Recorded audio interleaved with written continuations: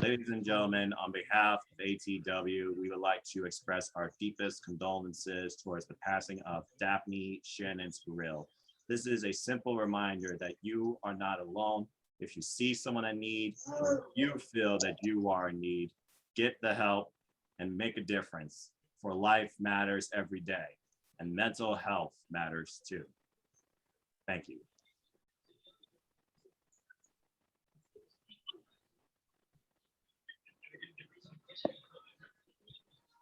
ATW crew, 8:22 p.m., Saturday night, September 4th. I think you gentlemen know what that means.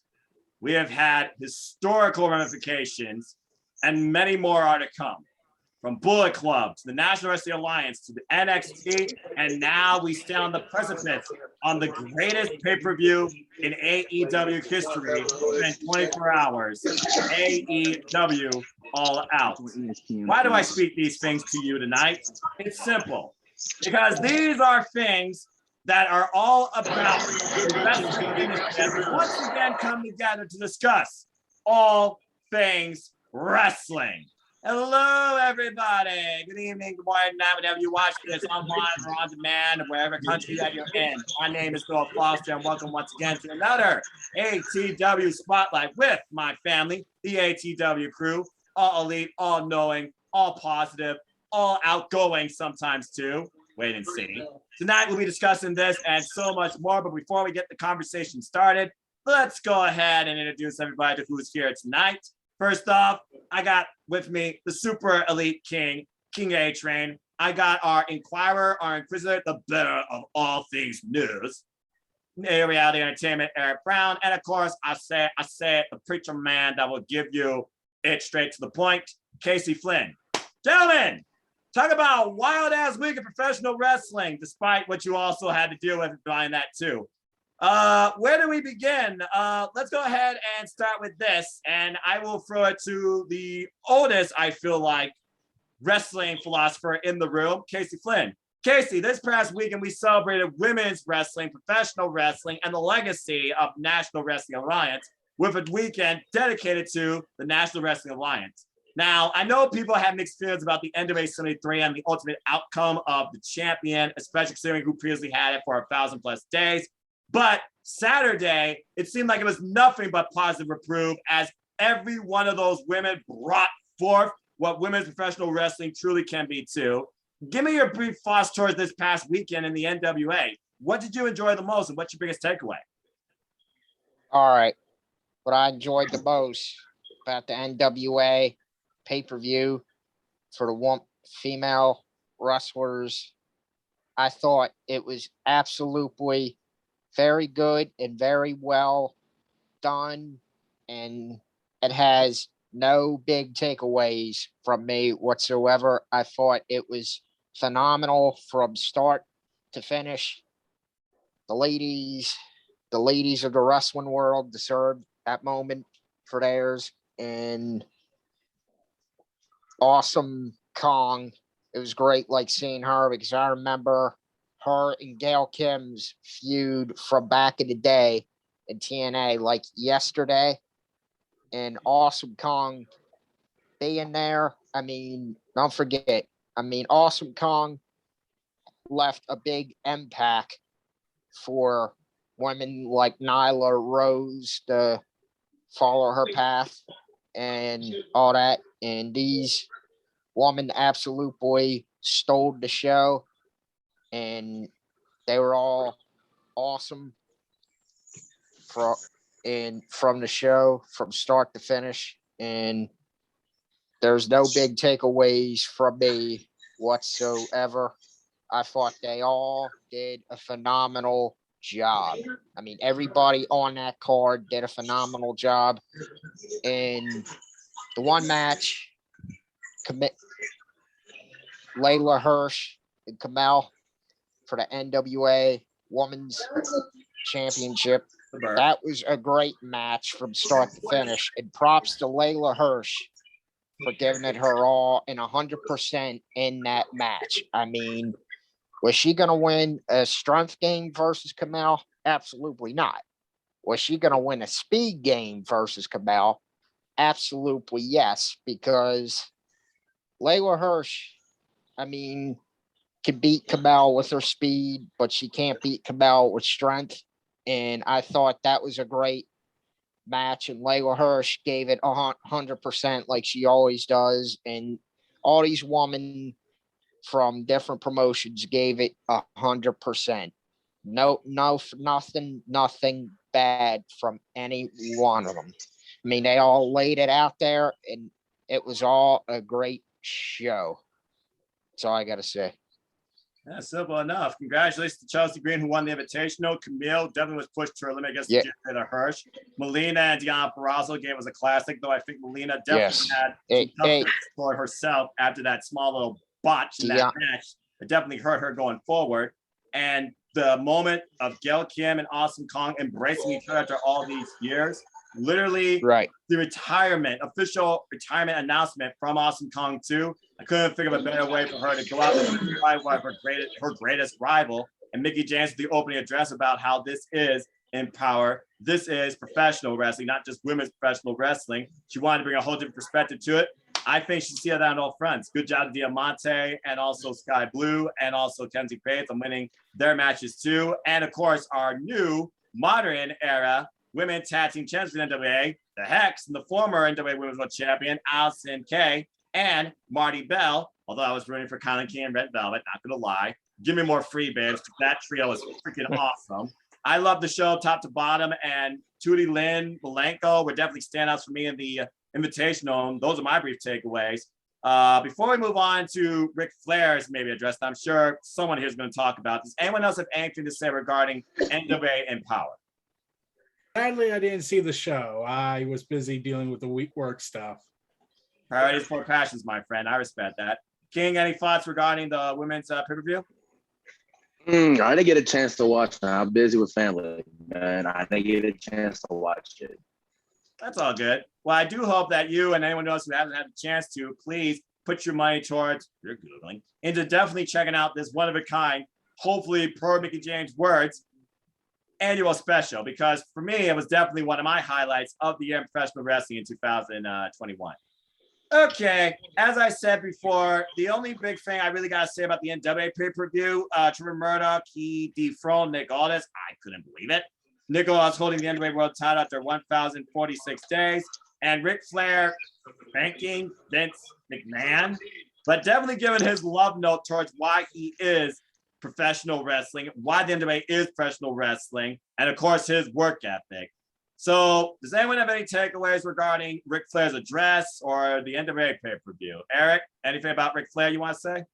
Well, I didn't watch that moment either, but I was like, this is probably Ric Flair feeling like it's 1980 again. It's the 1990s again. It's the 1970s again, when he got to be that young wrestler coming into the NWA and being their champion, representing the company, and feeling like he can go back to that promotion after so many decades and after so many years of its changing and almost dying on like several occasions, to almost being bought out by the WWE, which would have been tragic because they would have just killed it entirely. Yeah. But to see Ric Flair come back after his little appearance in AAA, featuring his address with Andrade, and also probably pissing off Vince for the fact that his daughter was there, but that's a different subject.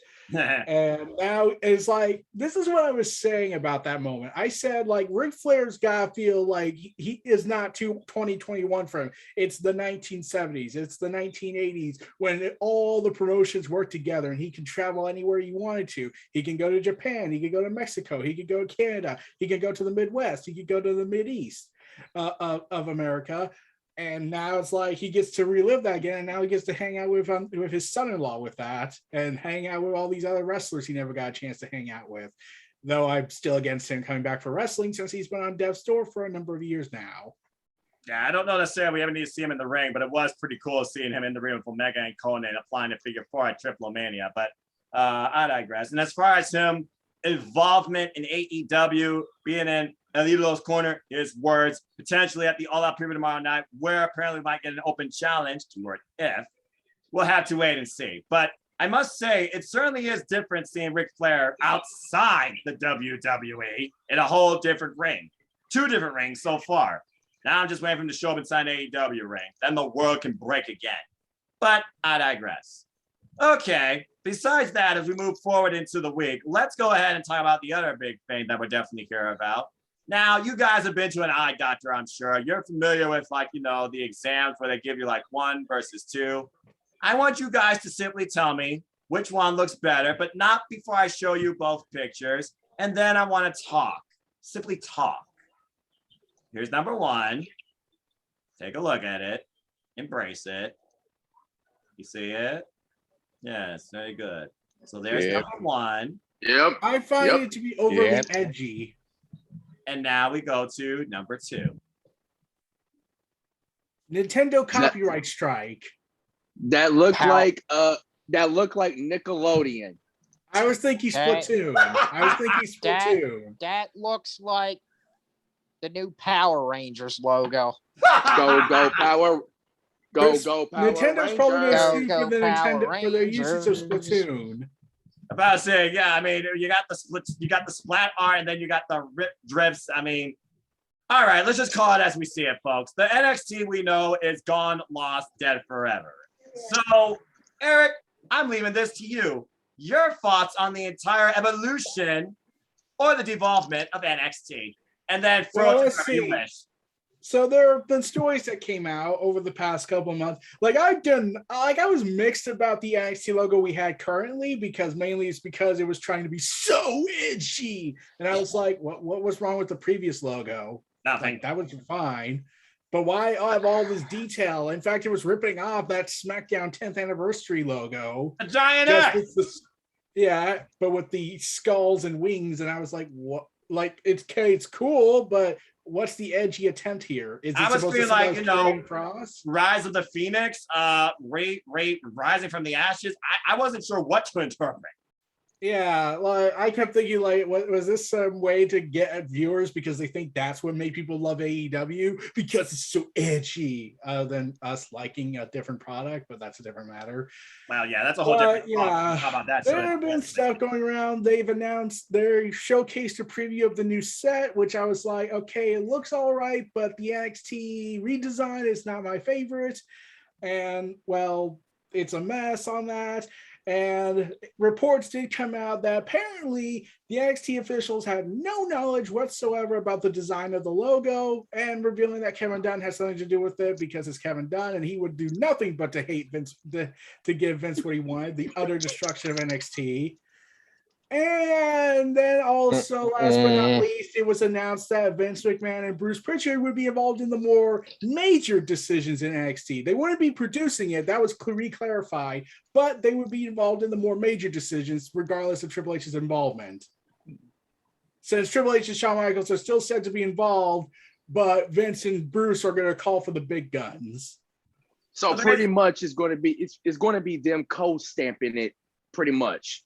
It's basically this. Okay, Triple H comes in and says, okay, I want to have Johnny Gargano versus Samoa Joe as the main event for TakeOver. And then Vince and Bruce come in and were like, no, we can't have that. He's unrealistic. Disapproved. No, not approved. Oh, God. That's basically what it sounds like it's going to be. He's too small, damn it. Oh, man. Where's Samoa Joe? Oh, man.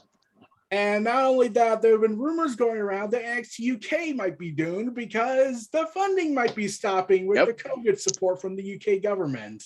Ladies and gentlemen, boys and girls, to the ground. Ladies and gentlemen, boys and girls, children, fans of all ages, I am the simple man Noah Foster, a lifelong fan of professional wrestling, not sports entertainment. Keywords, lifelong fan of professional wrestling. What you see before you are 2 classic matches that were pay-per-view caliber, shown within an hour last week, not this week, last week on NXT, where ALLELITE Valkyrie overcame Jinny, brutalizing each other's bodies, and a test of wills and strong style was ultimately put forward in a fight that only could be won by knockout or tap out, where somehow Rampage Brown literally knocked the man Joe Coffey unconscious. Where the Iron King's future goes from here, nobody knows. But I stand before you saying this. If NXT UK dies, I am officially done with the WWE because nothing fucking else matters to me. And in the words of my good friend, our fellow trainee in NXT UK, current writer and also lifelong WWE fan, Megan Chiba, she's officially done with Monday Night Raw's 3 hours of boredom and misery. So don't try and destroy the one thing left you have that actually relates to professional wrestling. That's all I gotta say. I also have some further updates regarding the changing Amen. tides in WWE NXT's division. Oh, One, God. WWE, God. the global expansion plan for NXT is officially over. They have announced that Japan has been dissolved. Well, so much for that. They were Which trying to means do Kairi all- Sane is probably out of a Just job. like that. Which means Kairi Sane's probably out of a job since she was supposed to be there for something. Hey, maybe Kyrie Holt Yep. can go back to Stardom now. Also, this came in, I found this, and this is the part where you'll all take off your glasses or get royally mad, or King will just walk out. I've already said my piece, so this goes to Casey or King. So speak your mind now. This is the part where you're gonna get mad. WWE reportedly is considering releasing longtime NXT superstars. And see, and that's where, Long and, time. yeah. Gee, I wonder who that and, is. Johnny Gargano, Tommaso Ciampa, Dakota Kai. Yes. Been there a long time. I wouldn't be surprised Yes. if Samoa Joe goes because, well, He's a He's Triple in there, H so- guy. Hey. He's not a Vince guy. Hey, let me say this. Since they're saying releasing top NXT talent, expected top NXT talent to be released that were there a long time. I'm not gonna be surprised who's on that list.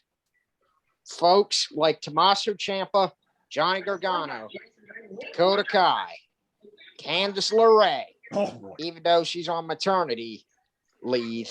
Congratulations, to the And- Garganos, by the way. Exactly. Congratulations to them indeed. And Candice LeRae. Who else? Io Shirai. Io Shirai. Io Shirai. She's another one. Io Let me Shirai as see. well. oh, you gotta also remember WWE's edict now is that we're lessening the independent system. And Yes, instead of going yes. to focus more on larger than life, so we can't have Hey, small guys. here's or another one. midgets. I just thought of this. Pete Dunne. Just thought. Pete Dunne. Amber Moon. Oh, Amber yeah, that's Moon. right. Oh. Amber Moon. Tommaso Ciampa, Johnny Gargano, Dakota Kai, Candice LeRae, Amber Moon are a couple of them that's been there a long time. Io Shirai included. Io Shirai included. Those I see are the top NXT talent that were there a long time that are expected to get released. That's who I see on that list. It was Yeah. they also released some of the tag teams they have left, if any. Yes. The Imperium on the chopping block. And we know Walter, who's a big guy, does not want to work in the US. He wants to work back home. But the fact that NXT UK crippled the British wrestling industry, if that goes, everyone in the UK is basically screwed. No, we both know that while British wrestling suffered from NXT UK's mere existence, we already know the other thing that destroyed it, and I will not cover that. Nope, don't cover that because I know No, exactly. don't. Yeah. Don't. Don't say it because I already know what you're going to say. And also, I'm not gonna say it. let me just say this. Hayon says he quits. Fucks WWE. That's all you got to know. All right. And So NXT is due. Does anyone else have any further points before we move on to something else? let's see. No. I One think other I got. thing is I think I got a that- few. Oh, okay. I about to say, I think King, I you got a barely few. spoke. Go ahead, kid. I know. It's just that's been weighing on my mind ever since I heard about the news of NXT talent getting the chopping block. I see some of them getting released, but I also see some of the likes getting demoted, not promoted, demoted folks to the main roster. Like, Well, yeah, we've already I seen the dark matches that already even sent Casey up a wall, but continue. Yep. Yeah, I'm not going to say the name because I don't want to get Casey up and Raleigh. So I'm not even going to say that name. So, but we all know this. I mean, they want to focus on Vince wants to go back to the drawing board. Vince wants to go back to that, let's get big man back in 2021. What worked in the 1980s. He wants to bring that into 2021. And it's just like, you can't make that work. I just remembered. This just came out today. The Olympic gold medalist Gable Stevenson is officially signed. That's right. He did tweet out. He said, I put pen to paper. He is now signed with WWE. Yeah. Good luck, man. And the talent in NXT are reportedly kept in the dark regarding the NXT reboot. Well, I figured that because think about this. How does this affect the champions going forward right now? Raquel Gonzalez, Hit Row, and that entire crew, Isaiah Swerve Scott, MSK, and Samoa Joe. That's your champions in NXT. Oh, wait, that's right. I heard Raquel Gonzalez is now suddenly a face because they just did that. It was like, let's not make a story out of it. Let's just have her turn face out of nowhere. Yep. I haven't watched NXT this past week because of working live. I haven't either. I haven't watched NXT since Takeover. So I honestly stopped after Takeover. And again, here. The only thing that mattered me through that Takeover was Ilya Dragunov winning the only title that matters to me in WWE, and that's the NXT UK Championship. My God, what a war. Yeah. Damn right it was. Yeah, and NXT, I don't know what's going to happen to it because once the 14th comes around, we're going to see the whole new reboot, and I'm going to be like, I feel sorry for those who have to make this a job and have to watch the Vince McMahon version. They're still saying it's going to be Triple H's show, but when you have Vince making those big decisions down there now, it's more like, he's involved, but he's kind of not having the say anymore. Basically, he's powerless. Let's be honest. Everybody in WWE is powerless versus Vince McMahon. Powerless. Ex-heir Nick Khan. Yeah, and also Vince's inner circle. And people pout. Yes. And everyone knows that Kevin Dunn's the one that apparently designed the logo because even people called it out. People were calling it out how the logo is just not that good. And it's basically, and someone on DeviantArt said, I could do it better. And I never went to graphics design in high school and they would be laughed out for it. I never went to graphic design either. And I can make something better than that. You guys know my graphs I make for the crew. The ATW logo that Lex made is better than this. And it's just it sure is. Oh yeah, so is 100%. Far better. 100%. So the bottom line is this, WWE, thanks for killing NXT. Leave NXT UK alone. You damn sure better provide. The referee just resigned to. You damn sure better provide for their needs. Out to the ATW family. We are ATW. Anyway, that being said, I guess we'll find out what is the future of NXT sooner than later and how many more people will say we were NXT. So before we move on, I'm just going to go around and simply ask you all this. From the Triple H era, these last 7 years, RIP, what was some of your favorite moments in NXT? I'm going to go way back in time. Go for it. Let's get it. Okay, they had I don't know if this was intentional, but they kind of had a story going on with the NXT Championship. Okay, so notice how the NXT title went from Seth Rollins to Big E to Bo Dallas to Pac, who also formerly known as Neville there, and then it went to Sami Zayn, who broke the cycle. But the NXT title kind of looked like it was cursed. Think about it. Seth Rollins joined the Shield. Big E joined Dolph Ziggler. Bo Dallas became a delusional heel. Neville became an arrogant person. And Sami Zayn was almost tempted to go to the dark side. Something dark side. I'm not Two-Faced, by the way, folks. It's just highlighting. But, yeah, I do get what you're saying. And Kevin Owens, of course, when he became NXT champion, he literally took that thing up against John Cena and beat him clean. In the middle of the ring. They can't do and then NXT champs. And here's Yeah, the thing. Finn You want to know what I Balor- think- you want to know what I think was the worst thing of the Triple H era? Yes, I know I'm committing blasphemy by saying that, but I have the perfect response. Hey, go for it, Eric. What you got? Go for it. Not having Halloween Havoc be a takeover for Halloween night. But instead have it for competition for against AEW. Yeah, A it great was right American there. Bash.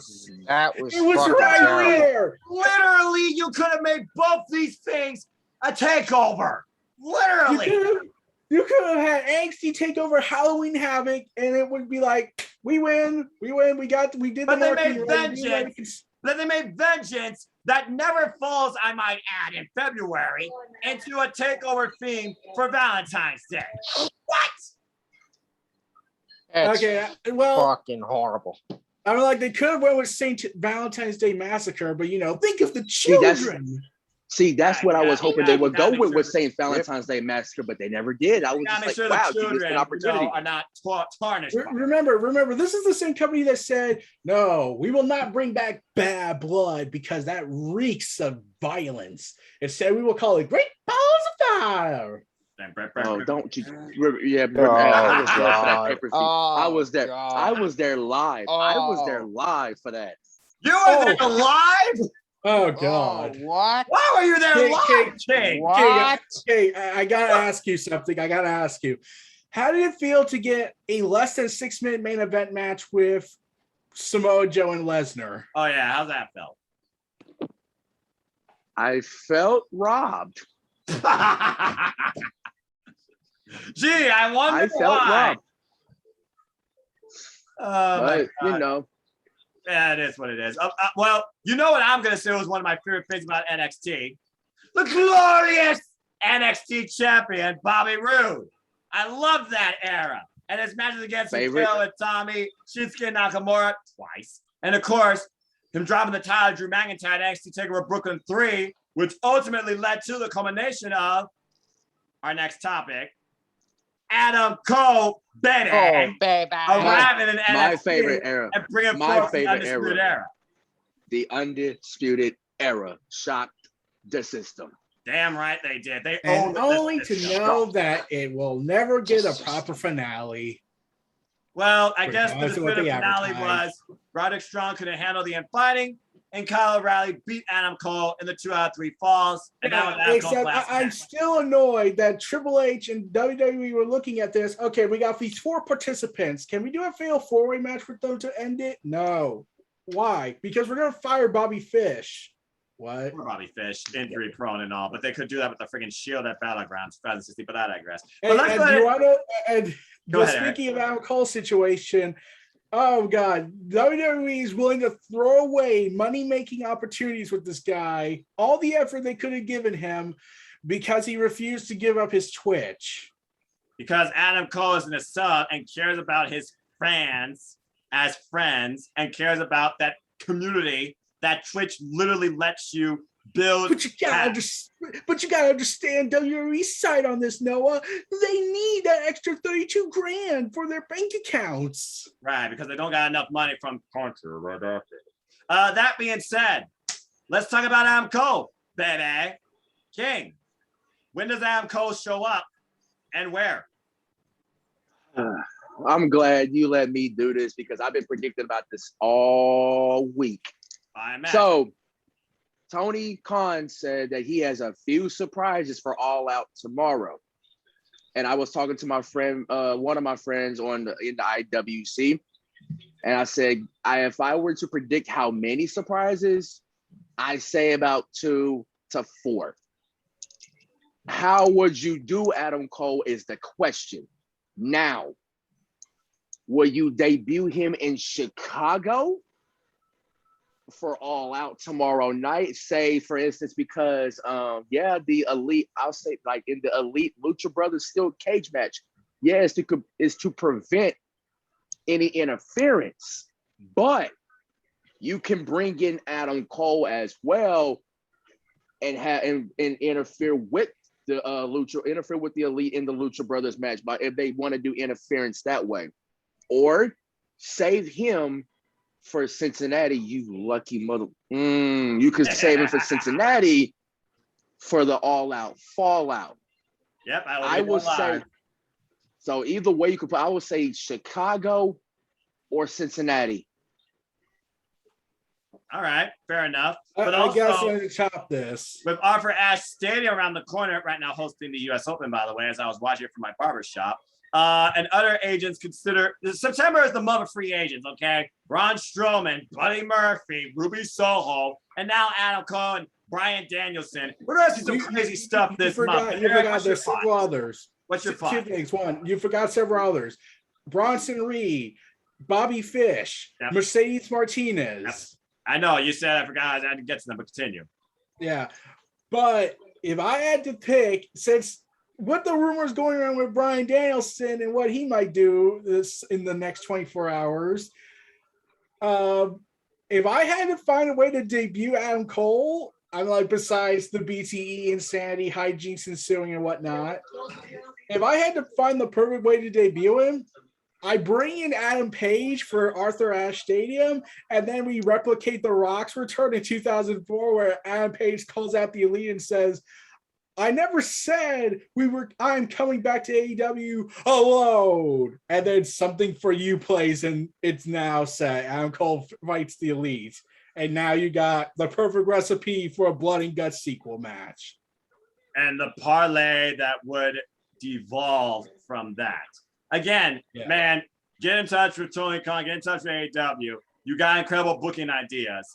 As we get almost to our main event, Casey, is there anything you would like to add regarding Adam Cole, baby, and his potential return to wherever?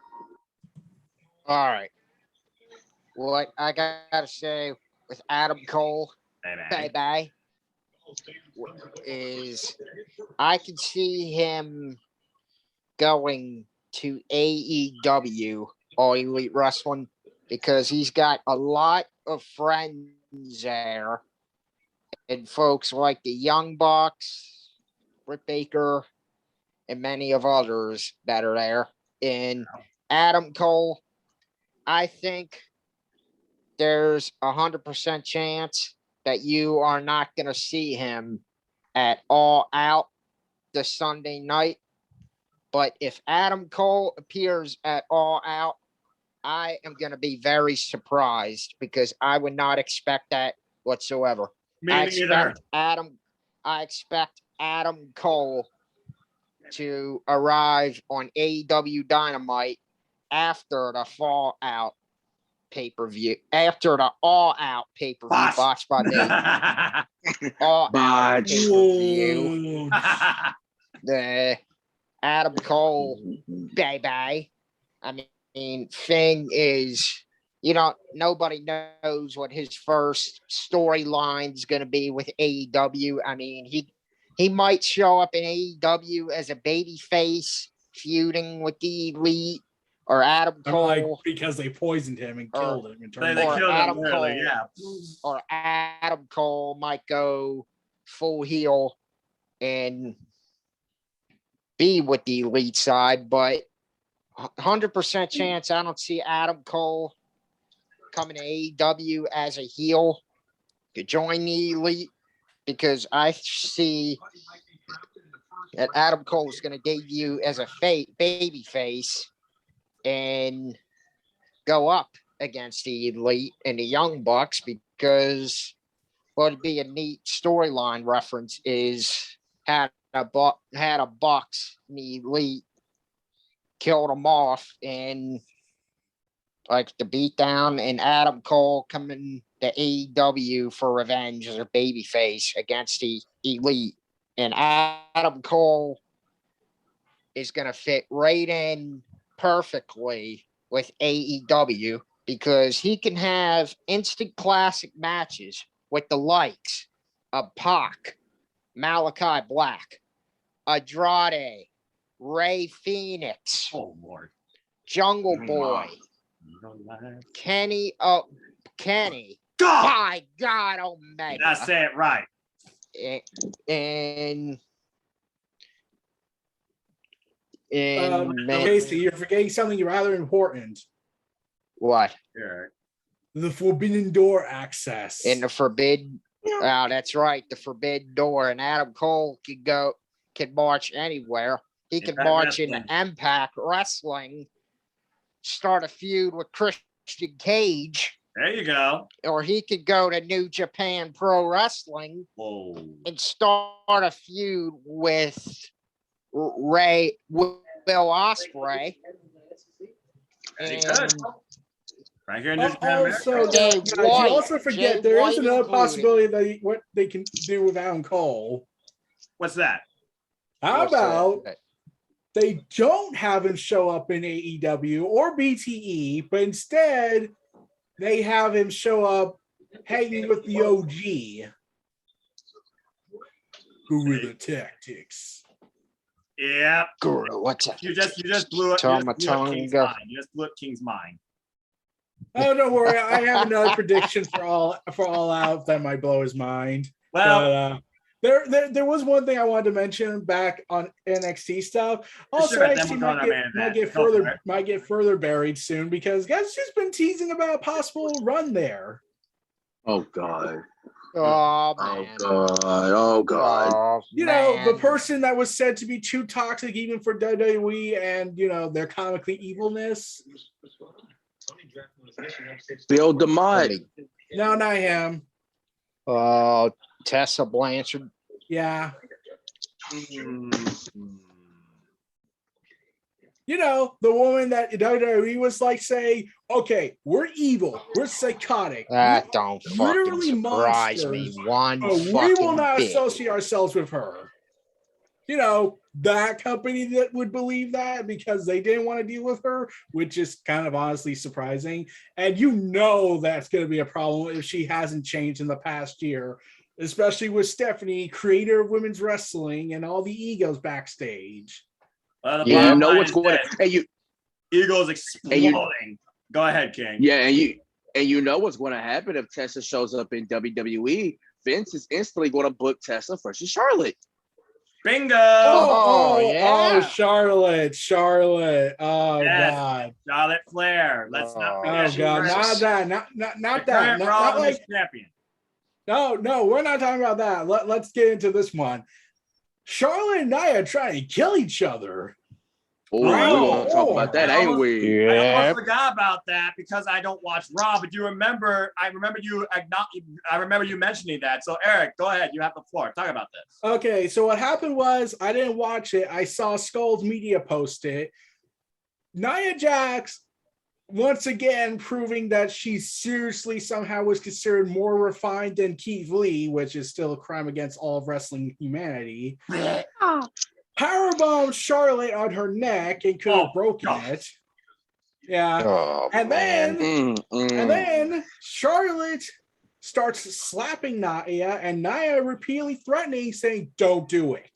And then they start fighting and the botches go over insane. And it's like, I think they're trying to kill each other. Even Mick Foley was like, WTF, what the hell was that? So Mick Foley knew something was up. Everyone knew something was off. And then reports came out that, they were shooting. They were shoot fighting because they broke down in communication. But the issue's been resolved. So let's do it again next week for the Raw Women's Championship since Nia beat her clean. So Nia and Charlotte legitimately hate each other, basically. Probably. Like they said there's no issues between the two. It's just that they had a breakdown in communication. But if I recall hearing this correctly, let me see if I got this right. I think Booker T was trying to defend the incident again. Why am I not surprised? That man's got that man don't surprise sometimes I feel like it's just half blind. But the way I interpret this is people have said that Nia Jax is a work hazard. He is unsafe. But he's related to You the made Rock. a botch, no, you called Nia a he. How dare you? Did I say he? Yeah. I'm pretty sure I said she. If it No, cut off, I I'm not definitely gonna- think you said he. How dare you? I'm pretty Nia? sure I said she, but it doesn't change the fact that she is a work hazard, and it's been reported many times and said many times by many fans. Oh yeah. Also, should But we of course, mention related to how the Rock she- doesn't matter. Yeah, but should we also mention how last year alone she almost killed Kairi Sane like 3 freaking times? Yes, because it drove you up a wall, and you are a much more calm man. You keep your emotions in check. But I remember how much this ticked you off. I was like, why is she still employed? I don't care if she's related to The Rock, to Roman, to by extension Naomi, to the Usos. When you have like, oh my God. Because remember when CM Punk was saying WWE almost killed him? Yeah, they tried to. That would have been a death sentence if he had to deal with taking a bump from Nia. Good Lord Almighty. Remember, good brothers, Keith Lee had to go to the PC, not Nia Jax. He was not seasoned enough. And this is a guy that was on the independent scene for how many years, won how many championships, how many. And was stealing the show with Dominic Dijakovic. Yep. That trios of matches, still some of my favorite matches to date in NXT. But I digress. The very best. If you're somehow related with the Onai family, you can pretty much get away with everything almost except murder. And even then, this might even turn a head towards that, because look at what happened at Country Redacted. But I digress. And look what happened with Jey Uso and all that scandal. And yet they were like, nope, we can't do it. We got to make The Rock happy, even though he'll probably be against us too. Controversy abound. Hold that thought. I don't mean to cut you off there, but it seems like, from what I've heard, Roman and Rock might not be the plan for WrestleMania 38 next year. Yeah, I heard that. They're saying, okay, we got The Rock for WrestleMania 38. Let's do it. Wait, something called, hold on. He's got moving. Okay, everyone, cancel those plans, and we might have to wait another year for 39 in Hollywood. And the most likely route that they might go with now is Roman and Brock once again in Dallas. Actually, here's the thing. You want to know the crazy plan? Had already gotten its way. They were originally going to have Roman versus Rock at WrestleMania 38, and then they were going to do Roman versus Brock at 39, because that makes sense. Because they got nobody else, because they can't build nobody else. They have Big E, but I was like, we can't. You got the money in the bank contract. Didn't Brad sell it? No. Uh-oh. Big E got it back. But if I was, creative, logistically, go back down to Raw and have him cash it in on Bobby. Well, yeah, but Bobby's then it's like who do you build up for Roman for 38 though? Like, you have virtually no one left. That's the problem. Bring back John Cena. That's the problem. I don't know.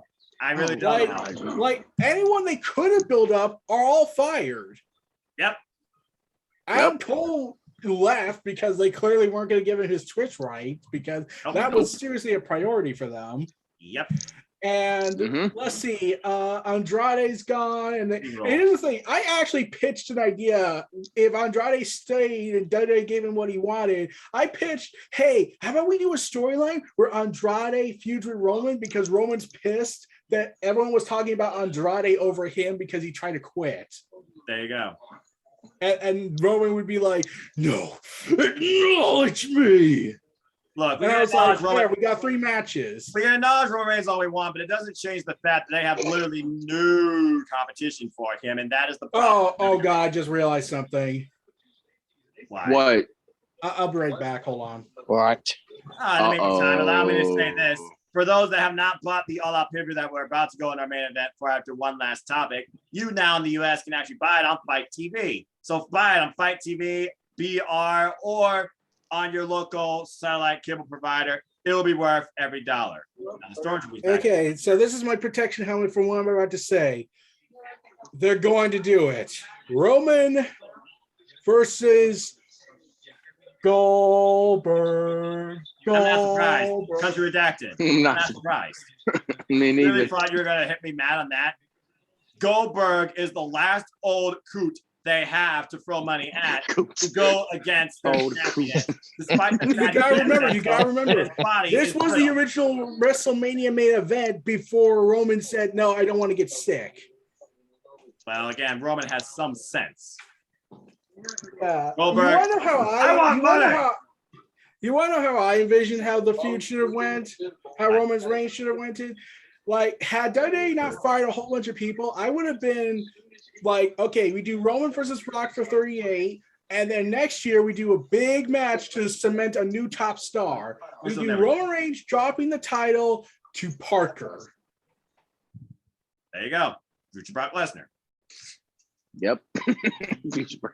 Sadly, that cannot happen because they ran out of people because they fired half of them.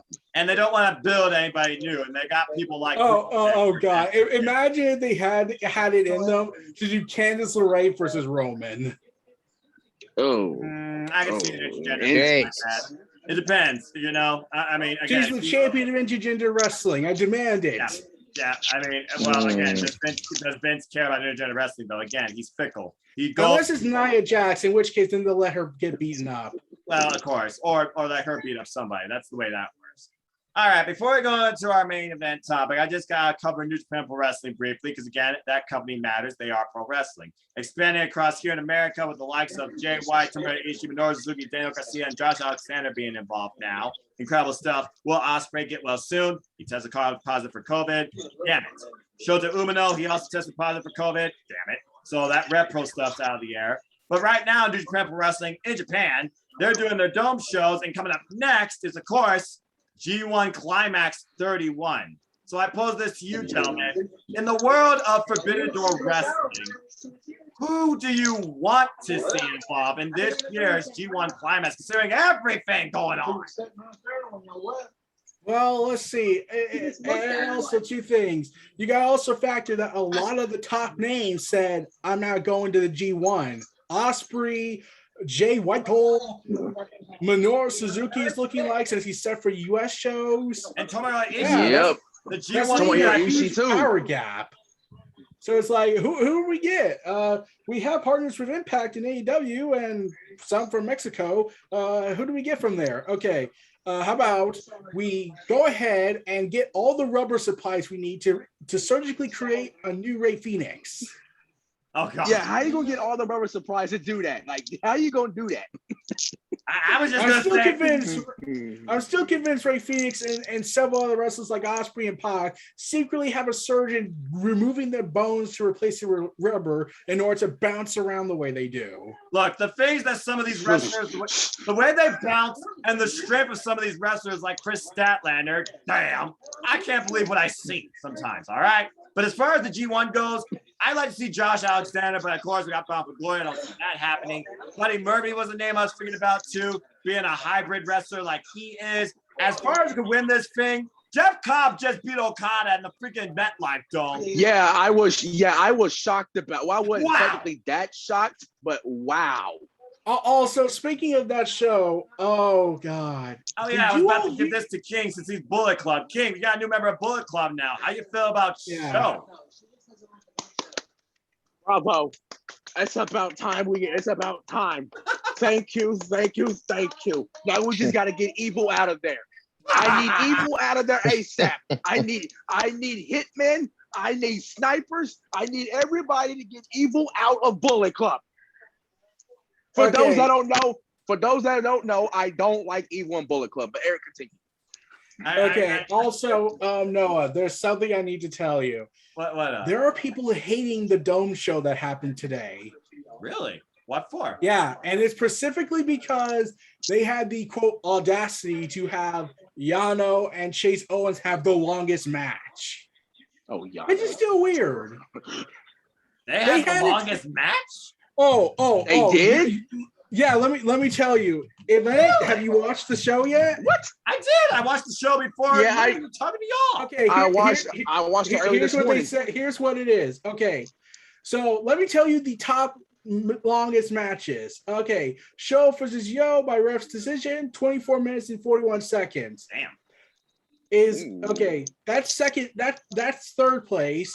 Hiroshi Tanahashi and Ibushi was 17 minutes and 47 seconds, which is the shortest match of the main events. I can't outside the tag matches. That match felt short, and considering the classics that Ibushi and Tanahashi can put forward, I was shocked by that. That was short.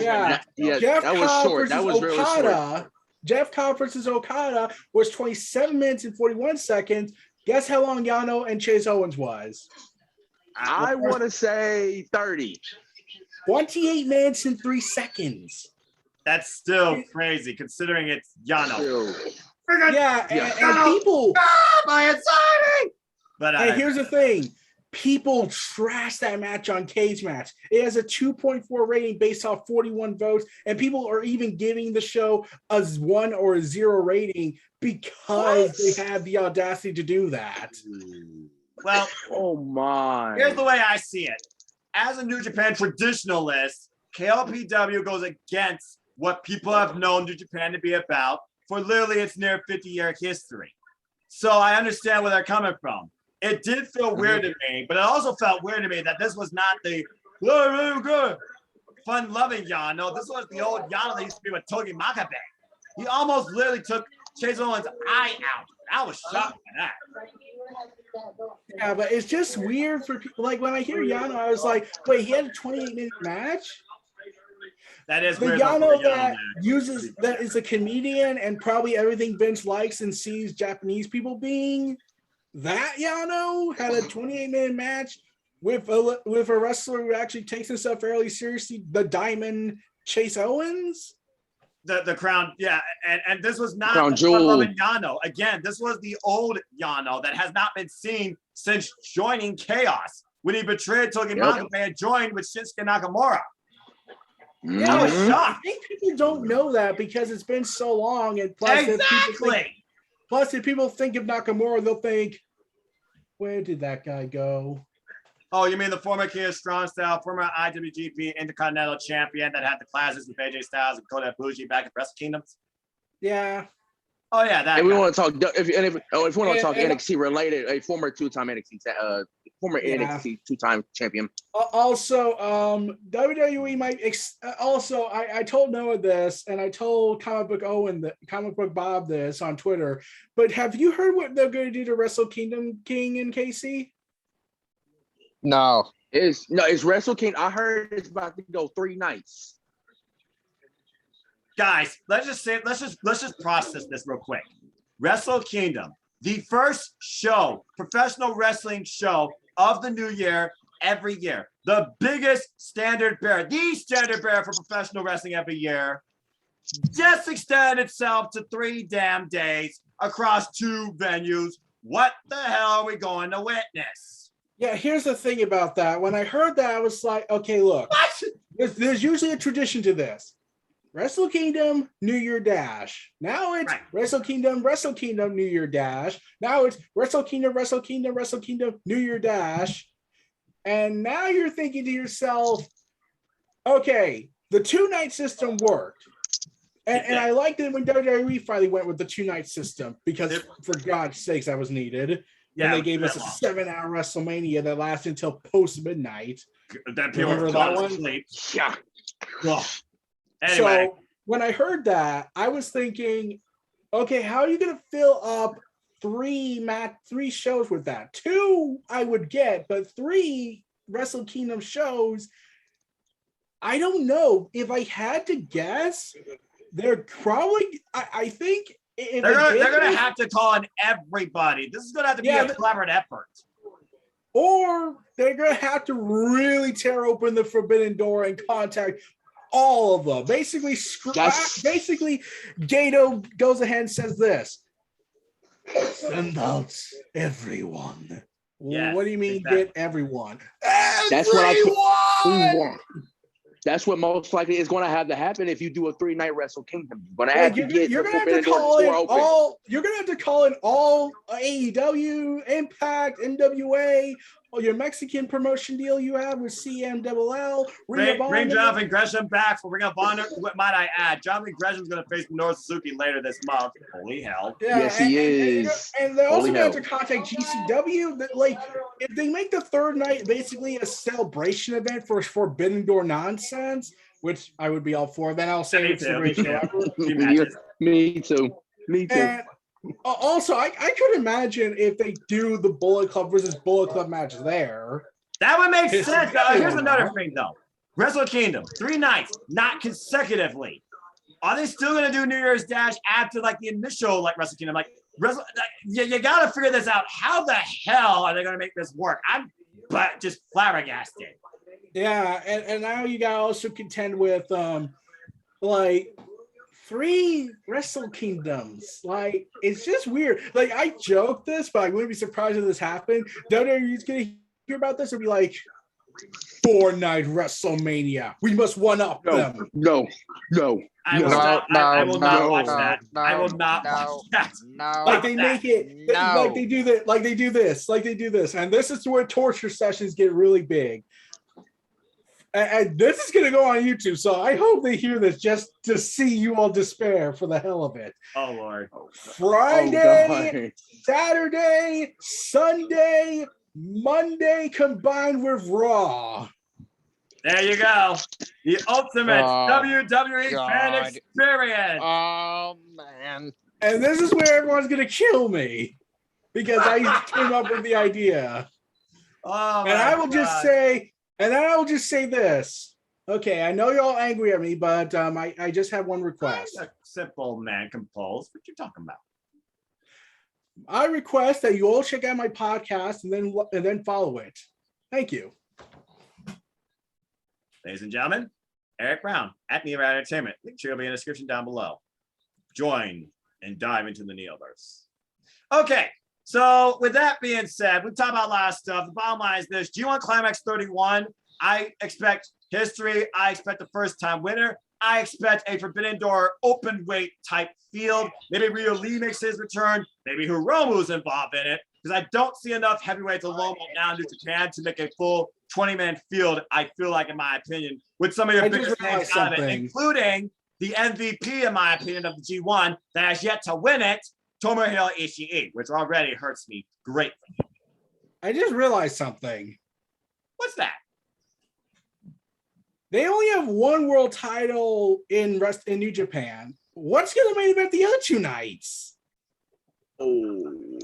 I imagine the U.S. title and the freaking, they would have to, I almost wonder if New Japan of America would be involved in this. I don't know. Well, I would expect they would, but like, because it's Hiroshi Tanahashi, but like.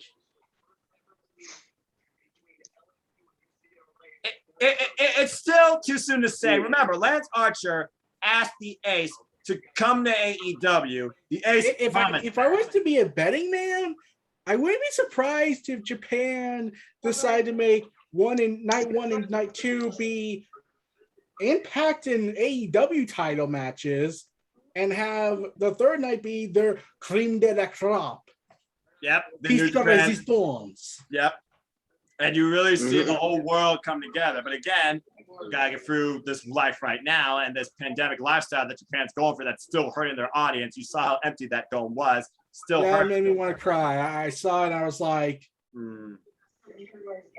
this isn't right. This isn't right. I'm glad there's fans, but this just exactly. It wasn't even right for it at all. Right. But hey, I will say this: it was nice to finally see Stardom get the viewership they deserve on New Japan World. What an incredible tag match this morning! I love Momo Watanabe, man. One of my favorites. That being said, Casey, you've been quiet this whole time. Any thoughts you have regarding Wrestle Kingdom 3 nights and what we've set up to this point? All you've been doing is thinking. And my insanity idea. I know. Like, all right. Wrestle Kingdom for 3 nights. Good Lord have mercy. That's gonna be. I'll tell you one thing. That's a good. People better drink a lot of fucking caffeine and put some damn eye drops in your damn eyes and keep from eyeballs burning up, trying to stay up watching that pay-per-view. And let me tell you one thing. Wrestle Kingdom with 3 nights. I mean, you're going to have to call the whole roster of AEW, Impact, Ring of Honor. I mean, to pull this off. Because New Japan Pro Wrestling's roster cannot do it at all. I mean, they can do it, but they can't do 3 nights.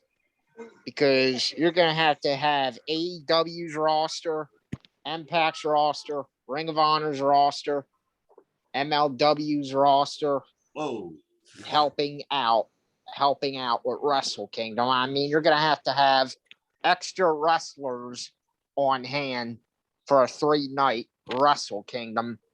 that night. I almost wonder if they're going to use other Japanese promotions like they did back in the day, like Pro Wrestling Noah, for example, or something. Oh, okay. So I looked it I up don't know. more. I looked it up more. It might. January 4th, January 5th, and then for some weird reason, January 8th. Which is why I think they're going to do a New Year's Dash. The 6th and 7th will be a day off to pipe up and preview the final night. Okay. But that begs the question. That begs the question. Will they do a second New Year's Dash to set up the whole year on January 9th? Again, how the hell do you handle this? Well, here's what I was thinking they should have done. And this would have been actually interesting. Something that hasn't been seen since WWF. But we combined the 3-day system. That is January 4th, we have a Wrestle Kingdom in the US. Oh. January 5th, we have a Wrestle Kingdom in the UK.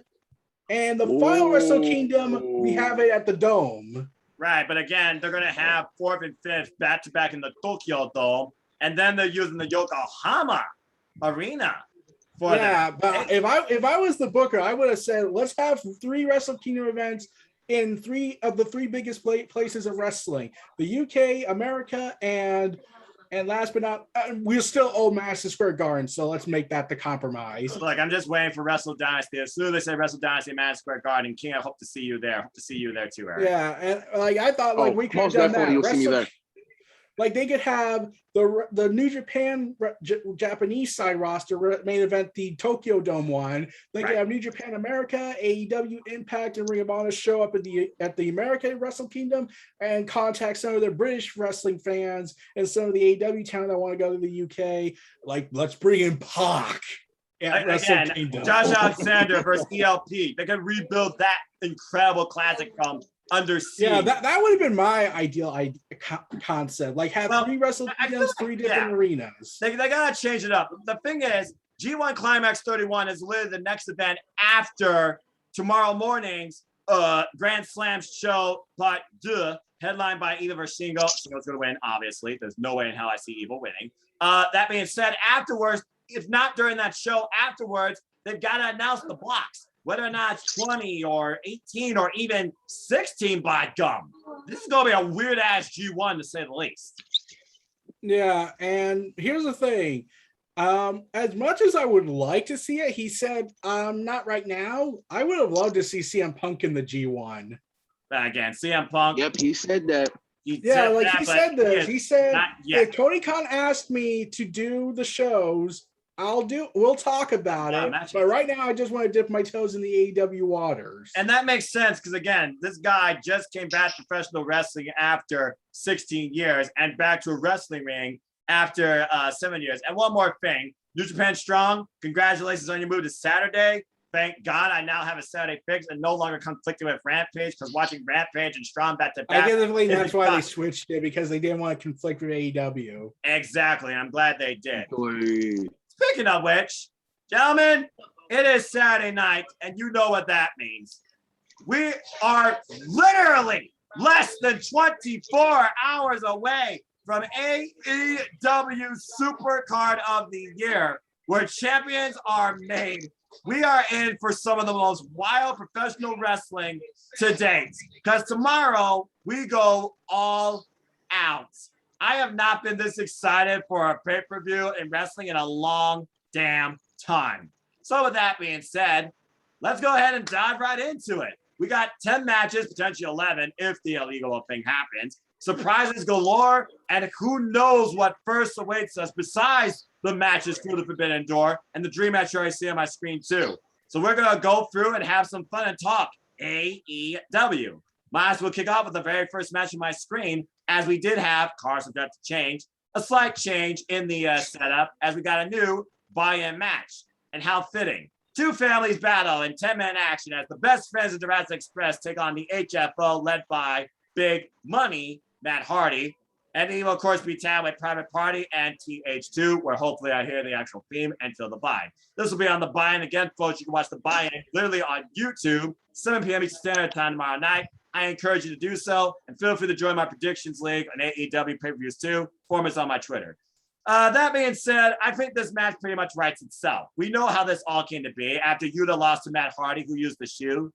Honestly, who uses a shoe? And then Orange Cassidy beat Matt Hardy last week, hands in pockets. And of course, now we continue to see Orange Cassidy get the better of HFO. He beat Jack Evans this past Wednesday. And Matt Hardy has had enough as he's tried to send this guy to deletion, but failed. And now we got some backup for the best friends in the numbers in Jurassic Express, who literally just beat Private Party, which we'll talk about later, in a tag team tournament. Great match, too.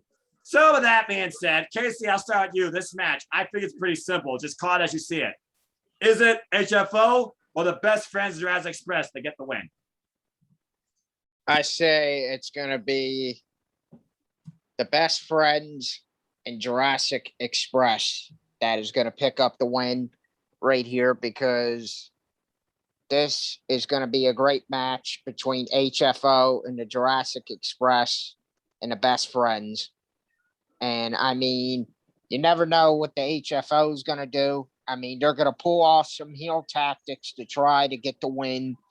And the HFO are the best, and the best friends at Jurassic Express. I mean, my prediction is that I got Jurassic Express and the best friends winning, because they have momentum heading into this match. And Jungle Boy, I mean, these teams with Orange Cassidy, Jungle Boy, I mean, Orange Cassidy may land that orange punch on Matt Hardy. Yeah, before I knocked the man out cold. It could be all be over. But, you know, it'd be a real humiliation is if Orange Cassidy hit the twist of fate on Matt Hardy for the win over the HFO, and Matt Hardy will never, ever let that go if he got beaten by his own finisher, the twist of fate. No. I got something funnier. What if Matt Hardy's down? What if Matt Hardy's down and out, and Orange Cassidy just goes ahead and be like, 1, 2, 3, and he's just sitting on him. Ding ding. But the bottom line, Casey Flynn's got Presley Squares for the win. I love that. King, we saw that crazy match last week with Matt Hardy and Orange Cassidy in our Dynamite opener. That was a hell of a fun match. Literally the moment where they just started kicks and delete back and forth. You and I were laughing our butts off. Money was involved. That got busted up badly off a crossbody. And Orange Cassidy sat on the man with the most unique and effective pin combination I've ever seen by a wrestler. The hands in the pockets for the win. Do you think SFO finally get the better of the best friends and Jurassic Express in this case? No, that is not the case. I am going with the best friends in Jurassic Express for the win. I'm agreeing with Casey on this, but don't be surprised if Matt brings in the Blade and the Bunny involved as well.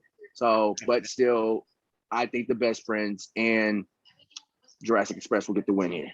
I like how you brought up the Blade and the Bunny, who are part of the HFO as well, along with the Butcher. Still waiting for the Butcher to come back.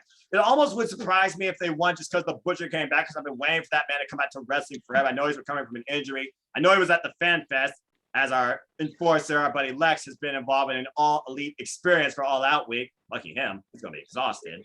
But yeah, I agree with you all. I got HFO falling again to the best friends. Even Yuta, I feel like, is not going to be involved anywhere near the decision. I have the best friends Jurassic Express winning as well. Eric, any further thoughts regarding this match? I'm still rooting for the best friends and the Jurassic Express team, but I just read something. Oh God! What?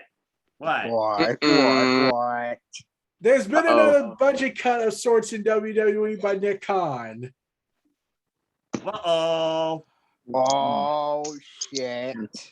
What is it? Before we move into the show, what is it? They cut the cost of catering. Dun dun dun! Oh no! We will cut the cost on our catering budgets. Cupcakes! Wow. The one place where people literally have. Yeah, Well, they there ended goes that. their long-time partnership apparently with DEGA Catering, which has long provided the backstage catering as services. So you mean to tell? So you mean to? Unbelievable. So you mean to tell me Unbelievable. that WWE did a budget cut for catering? That's exactly what he said. Yes. Wow. Yes, and apparently Hurricane Helms is denying it, saying they just changed catering companies. No one was doing and whatnot. But I was like, it's still like they cut the cost with that and went with probably a cheaper option, which means they're probably going to get cheaper food quality. I'm about to say it's going to be cheaper food quality. It's going to be pre-packaged and cold. And I'm surprised that what up with that? But anyway, sorry, WWE. Yeah, Nick Khan has went after their catering supplies. Right, because he believes that people need to eat less. Anyway, let's move back into what if they did force them to make them like you gotta bring your own lunches to do our shows now. No more catering. Then I'm pretty sure you would have a strike. Anyway, Yeah. let's move on back into All Out. Now we go on the actual pay-per-view. And yes, I bought it on BR, but because of the stupid Same capabilities, here. who knows? I might buy it for a friend on Fight, and my friend will be over too. We'll see. All right, so we got a ton of matches. So let's go ahead and start with this one that I find interesting because real talk, we're in for a real fight. But does Eddie Kingston know the Redeemer's kryptonite as God's favorite champion? The current TNT champion, might I add, still undefeated in singles action. Miro, he defends the title against Eddie Kingston, who pretty much claims at this point, Redeemer, you can redeem these nuts. And apparently AEW turned it into a shirt. The TNT championship, since its inauguration. It was even trending. It was even trending on Twitter for a time. Eddie Kingston, man. The man speaks. The man can make anything. Real talk. Again, wait. Kingston, what? Can he make Nick Khan popular though?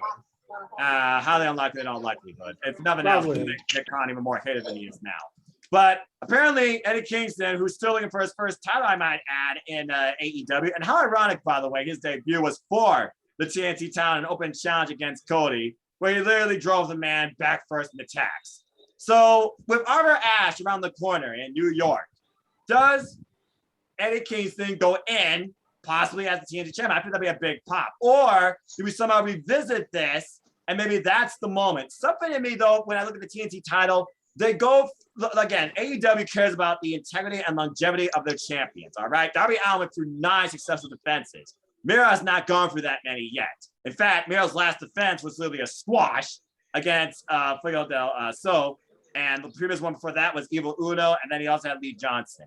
That being said, Eric, your thoughts on this? I know I piqued your interest when I talk about Arthur Ashe and the New York native Eddie Kingston. Do we get a new champion here, or is it game over? Nope, it is game over. I see a rematch taking place at Arthur Ashe Stadium, and I'm pretty sure Eddie Kingston will say, "No, we're gonna have this be a New York street fight."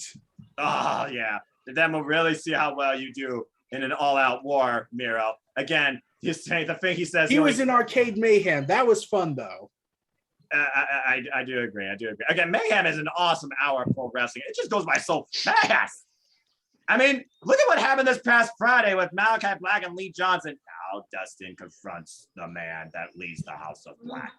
But I digress. Casey, do we get a new TNT champion, or does Miro basically knock Kingston out? I don't see a new TNT champion happening. I see Miro flat out retaining the TNT championship over Eddie Kingston, and he's going to put Eddie Kingston flat out to sleep in that night, because Miro should not be losing that TNT championship anytime soon with how built up he is as a threat and a monster. I mean, Miro shouldn't be dropping that TNT title this quick. I see him flat out retaining over Eddie Kingston tomorrow night. But do I see Eddie Kingston getting another shot at Arthur Ashe Stadium? Yes, I do, down the line. And I agree with Eric here. I say Eddie Kingston is going to ask for a street fight in New York for the TNT title versus Miro, or hell, it could be a falls count anywhere match where anywhere it can happen. Pinfalls can take place anywhere. They can take place on Broadway. They can take place in a damn car. They can take place in the hospital. They can take place I got an idea. in a hotel. They can take place anywhere. We don't know. That's true. I got an idea on that. How about they have Miro versus Eddie Kingston in a New York Falls Count Anywhere match, but the match lasts the whole show, and we cut to it every single time, seeing them go to different places. We go to where the WWE shop used to be at, just for laughs. We recreate the iconic grocery store fight between Booker T and Stone Cold. Okay, now you're going way too far. Now you're going way too far. And then we go to Broadway Theater and just crash it. To be fair, you got to remember this, gentlemen. TNT Championship matches only go for 20 minutes. Honestly, I can see this fight going to Miro's first ever draw. And I thought that would happen with Lance Archer. It did. Yeah. That's another thing we got to consider about the TNT title. Okay? And that's a great way to also preserve the idea that you didn't beat me. The clock beat me. So, honestly, that could be the way they set up the match for Raw for Ash. But I think we're all in agreement. King, anything further to add? Do you see a new TNT champion? Do I see a new TNT champion? Yeah. No. Miro is going to retain against Eddie, and which I think it will be a hard-hitting physical match between these two. I want to say I want to see it to be similar to New Japan Resurgence between Ishii and Moose. That's how I feel like it's going to be hard hitting. That's going to be. But also, do I see Eddie Kingston getting another shot in Queens? Maybe. It's home turf. Maybe. Home turf. It makes sense. It is home turf, but rankings. As wins and losses matter. Although the singles more so apply to the world title. And Eddie has not been involved in as many singles matches, but I do see what you're talking about. So let me go ahead and pose this to you when you talk about rankings. In the Redeemer's ultimate victory, according to your opinion, who should challenge the Redeemer next, or who should the Redeemer call out? He called Eddie Kingston out. Yes, he did, in which I was hoping we get that match at Arthur Ashe instead of All Out, but that shocked me whenever he called out Eddie for All Out. The rankings here as of Wednesday, this past Wednesday, Christian is, the number one contender, 7-0 in 2021. Orange Cassidy, however, is number 2, and he's 14 with 1 loss and 1 draw in 2021. And then you have Darby being 16-2 at number 3. And then you have guess who? Powerhouse Hobbs at number 4 with 14-2. And then you have the Machine Brian Cage at 15-3. It's a long shot, but heck, I might as well just throw it out there. Give me Miro and Brian Cage. Give me that. Versus the Redeemer. That'd be interesting how Ricky Starks would feel about Brian Cage holding the TNT Championship versus the FTW Championship. And you really see which title matters, because the FTW title at this point literally has been just a showpiece. At least Brian Cage defended the damn thing. I still feel like that's a match waiting to happen too. Ricky Starks versus Brian Cage for that title. Just saying. But yeah, all in agreement. We all believe in the Redeemer, but Eddie Kingston is going to bring a real fight as he targets his neck. And honestly, Miro might try not to submit the man. He might try to literally make Eddie Kingston eat his own words and maybe beat him via DDT. Who knows? He's got a hell of a Masha kick. But again, I guess we're going to have to wait and see. But good stuff, gentlemen. Good thoughts. All right. Let's go ahead and move on from there into one of our grudge matches for the night. And I feel like, man, with this card, every one of these matches pretty much matter except for this one. But I feel like this one just want to get done early. I guess there's some stuff to talk about. Let's go ahead and talk about it. Because, well, you know what I'm about to say. It's Paul White versus QT Marshall with the Factory in his first AEW in-ring match since being part of All Elite Wrestling. But you gotta consider this. Will he be 100% knowing what the Gun Club did to him, apparently the surprise of QT Marshall? And will we see a knockout by Paul White himself? He has yet to drop somebody with that fist. He's only done choke slams. And the Factory will be in QT Marshall's corner. I don't know about you all, but this match pretty much writes itself. I feel like just because Paul White has to win this. It's his first freaking match in AEW. Now, whether or not QT is the guy that has to lose every time. Pretty much, let's face it, he's coming off a feud with the Nightmare family, and he lost to Cody not once, but twice. Literally, the only time he beat Cody was in tag. I had to face Anthony Go-Go, who's still MIA. The only way I see QT Marshall with this is if a Go-Go shows up and knocks out Paul White, and I don't see that happening. I have Paul White winning via KO. Casey, your thoughts in this match? There's no way in hell Paul White is losing his first match in AEW since he's going to be competing as an active wrestler in an AEW ring. I mean, I see Paul White flat out winning this match right here, but with Aaron Solo and many of members of the Factory on the outside, I can see them distracting the ref, and QT Marshall hits Paul White with something that knocks out Paul White, and then he wins 1, 2, 3. Because you never know. QT Marshall may cheat to win, since a lot of heels do that in wrestling. But I like to point I out. see Paul White, but my pick is Paul White to win this one here.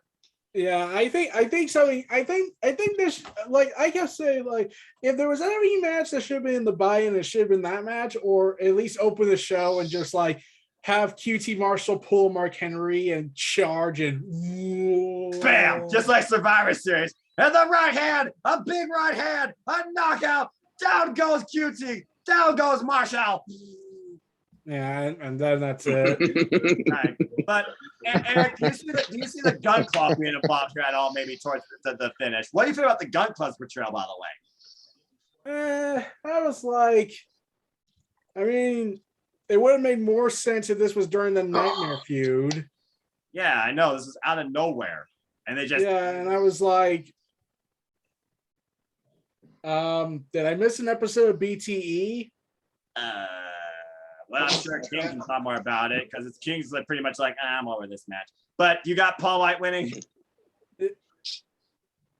Yeah. I feel like we'd be foolish to go against Paul White just because of the circumstances here. What does Marshall have to gain by winning? He's a great wrestler. Had great matches. I think I know how QT could pull it off. Go for it. He's not under no compete clause, and he did give Paul White his last few good matches. No. No, that'd be tempting to them. No. It probably would be, but he's already got a big freak in his Factory and Nick Camarado, and it seems like Braun Strowman might more so be going towards Impact. But we'll talk more about that on the next view when we get more details. King, I feel like you're just going to sum this up literally in one sentence, because you already seemed laid back for this. So who you got? Paul White defeats quality television Marshall with a WMD. That's all I gotta say. That. Again, if QT wins this, I'll be shocked. Only if it's not because of, like, Gun Club joins the Factory or Braun. I'm still thinking, like, if they wanted to bring Anthony Ogogo back, that would probably be the way. That I literally called it again. Yeah. Again, if that happens, I called it. It's as simple as that. All right. Let's go ahead and move into something a bit more exciting for discussion, as the women now have a spot on the main show, and talk about a full house. It is once again time for another AEW All Out Women's Casino Battle Royale, coming back from 2019, the second one ever in AEW history. And you see the field before you. Allow me to name all the participants. Riho, Kylan King, Kiera Hogan, Julia Hart. Oh, wait. Sky Blue gets the opportunity because Jade Cargill and Nyla Rose decided to take out Julia Hart. Tough break. Big Swole, legit Layla Hirsch, Abaddon. Penelope Ford, Diamante, Taikonde, Red Velvet, go ahead, Casey.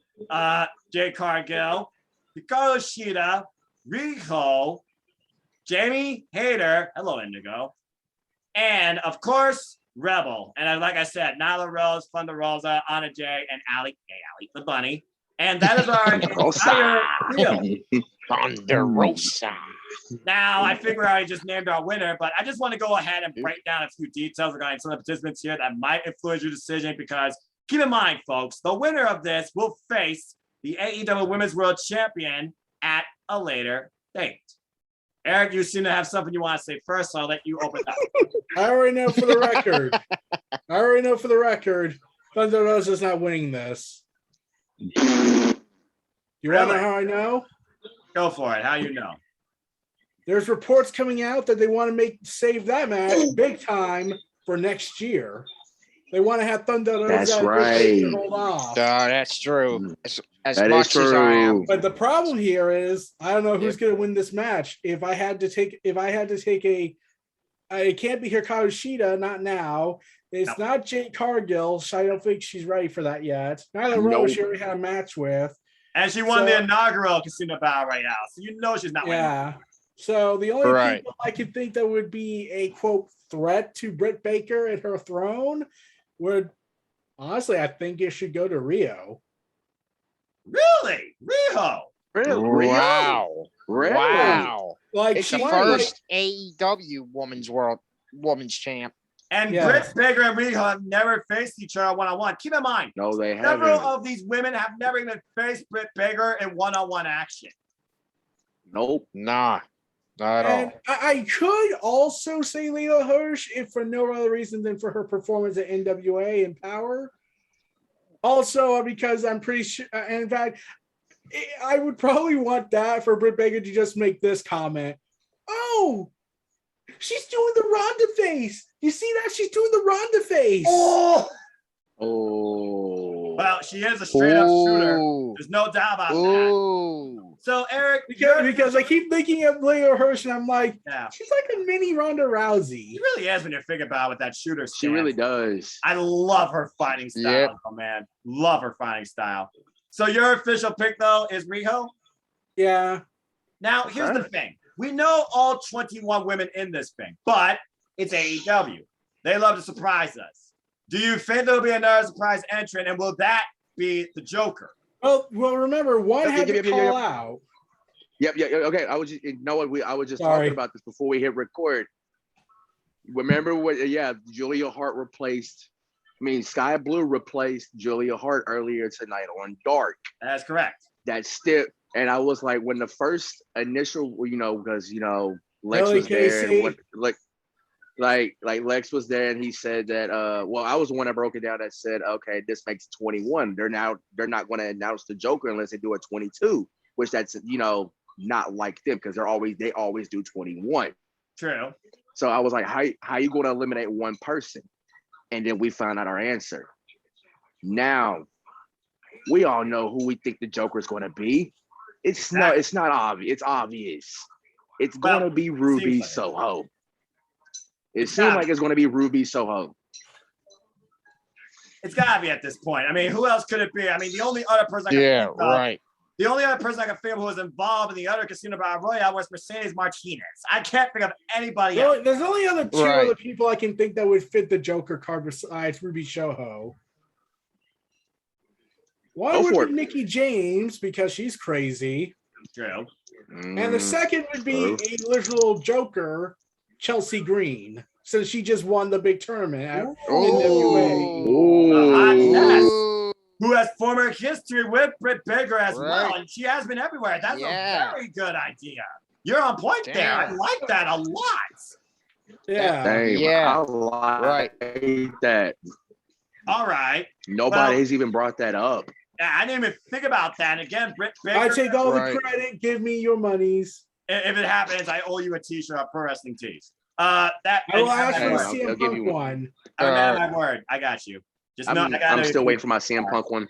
So again, Nyla Rose, she won the inaugural. Shida, Emi, and Sakura, and Riho. I imagine they'll have fallout because of what we saw in the earlier tournament back in February. I see them kind of like falling out with each other. There was a solid tease about that and nothing else between Emi Sakura and Hikaru Shida. Ty Conti and Anna Jay, might I add, who's back. Welcome back, Queen Slayer. Going Dark Order. They're going to have welcome back, Anna Jay. Welcome back. They're going to have a tag clearly back, with Penelope Ford and Allie. Though Anna Jay has never faced Britt Baker one-on-one. She was supposed to, but again, she was injured. That's another potential first-time match to happen. Thunder Rosa, I know everybody wants to see win, but AEW is all about long-term storytelling and building. Look how long it took for Britt Baker to finally overcome Shida in what really was a story of 3 matches. Britt Baker and Thunder Rosa have only had 2. So the third is coming. Big Swole and Diamante, they still have their feud. I'm waiting for the one-on-one to be redone on AEW Rampage. Jade is untested. She has the look, but I feel her and Nyla are going to eliminate each other. I don't think it's her time yet. Red Velvet and Jamie Hayter, they recently had a one-on-one match. I can see Jamie Hayter and Rebel trying to, get rid of the former competition to Britt Baker's title reign, and inevitably both are going to be eliminated. Sorry, Indigo, I don't see Jamie winning. And Kylan King and Abaddon. I got it. I know how to bring up the long-term story thing. Okay, go ahead real quick. To build for Thunder Rosa and Britt Baker, Rebel eliminates Thunder Rosa. Oh my God! Bingo! Yeah. Britt Baker's the one that shows up and distracts Thunder Rosa that causes Rebel to eliminate her. That's exactly gotta be it. Right. Right now, Thunder Rosa is the name everybody is thinking about, though I love their thought about Chelsea Green. Kylan King is not signed with AEW, though she should be. Member of the Nightmare Family. I think that would be a great one-on-one. I don't see her winning, unfortunately, and she's one of my all-time favorites. Legitimately, hers would be a great contest. If nothing else, the promo quality. You just set it up right there, Eric. But I just don't know. Abaddon. I don't know how you eliminate Abaddon. Everybody eliminated Abaddon. That's your weirdest threat in this match, in my opinion. Abaddon and Britt Baker. What? Abaddon's liable to bite people if they try to eliminate her. Yeah, good point. Good point. Kiera Hogan. I kind of see Abaddon probably abducting Kiera Hogan.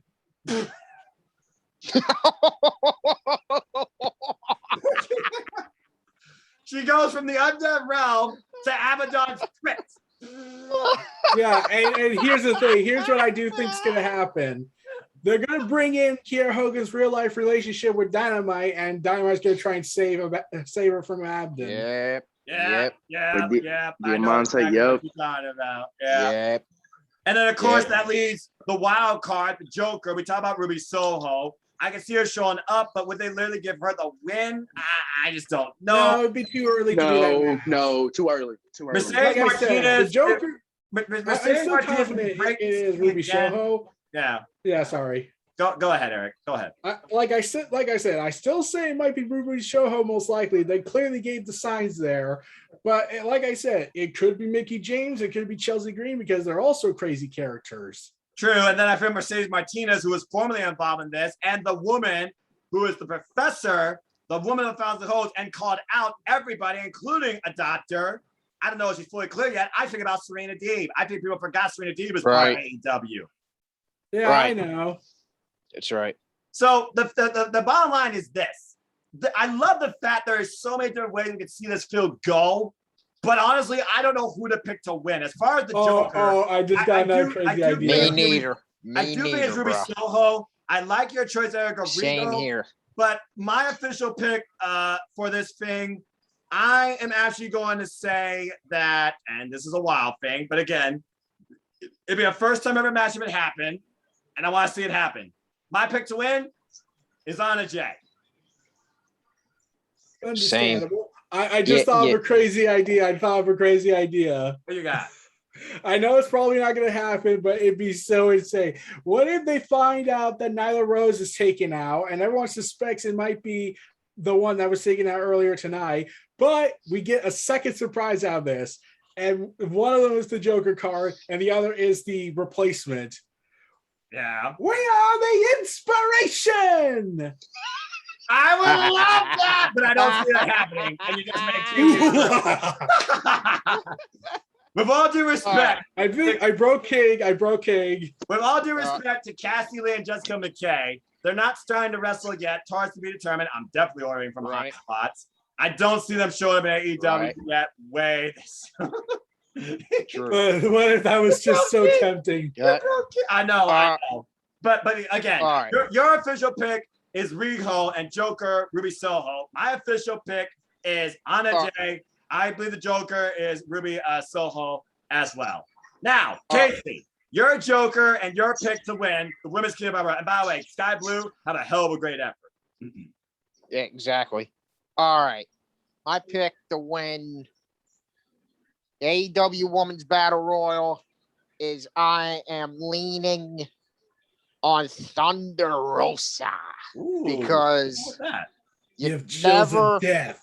Never ever count out Thunder Rosa because she has a lot of heart and a lot of guts, and Thunder Rosa could pull it off like in this Battle Royal match, and I could see Thunder Rosa taking this one here, but with Reba and many of others in this match, I mean, I see if Reba eliminates Thunder Rosa, that's a start of a feud right there between those two.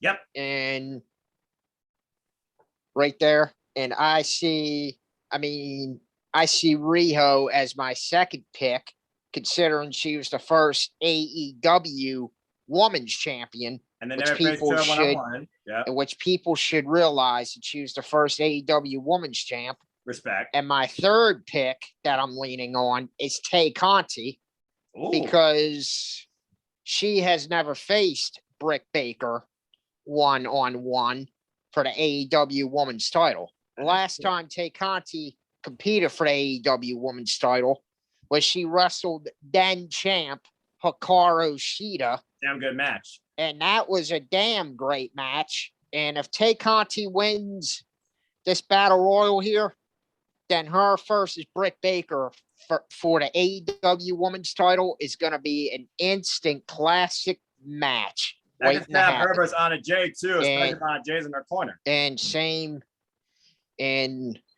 Anna Jay is my fourth pick to win here because Anna Jay, known as Queen Slayer, number 99, has and number 99 as well, has that heart and that desire to win this thing, and she could compete for the AEW Women's title versus Britt Baker, considering they never faced each other. And if Anna Jay wins here, that will be a first-time ever match for the AEW Women's title. There's a ton of firsts here, but again, Casey, who's your primary winners? My primary winner here is Thunder Rosa that I'm leaning on.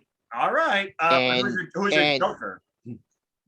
That my Joker is clearly Ruby Soho, making her debut in this match. I do love the idea of Chelsea Green, though, because she was also Ruby in as well. Ruby Soho. I mean, it's very obvious it's going to be Ruby Soho that I'm currently leaning on.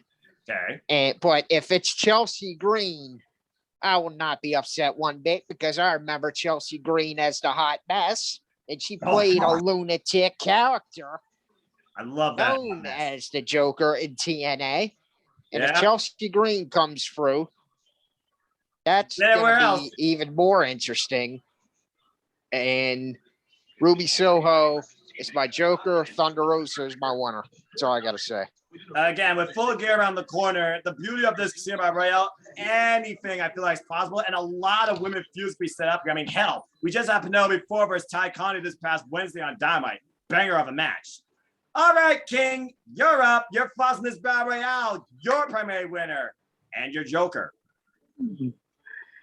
This is why, Casey, you are always part of the elite with me, because you agree on the same things. Primary pick, I got Thunder Rosa. I got my Joker. I got Ruby Soho, and it damn sure ain't gonna be the inspiration. Don't mock Cassidy. Don't deserve that. All right, dude, get over the bad booking. That's all I gotta say. All right, so we got two people here that believe in the Thunder Rosa. I'm the wild one here with Nia Jax. I want to see a unique first here. Although I could see Penelope Ford and the Bunny fall out with Ty J as well. If that tag match gets made for the Fallout after all that, I am gonna be so damn fucking happy to see that live. But again, Thunder Rosa's got to be, in my opinion, no matter what. Thunder Rosa, in my opinion, is a future AEW Women's World Champion, bar none. And I guess we're just going to have to wait and see. Bottom line is this. We're in for a lot of fun women's action. And again, folks, they come out as a suit of cards, spades, diamonds, clubs, hearts, and we have a Joker. And maybe someone else gets taken out. Maybe Nyla Rose and Jade Cargill rip each other's throats. Maybe Vicky yells in Smart Mark Sterling's face. Excuse me. That voice. You know, it's funny. I can't decide what annoys me more.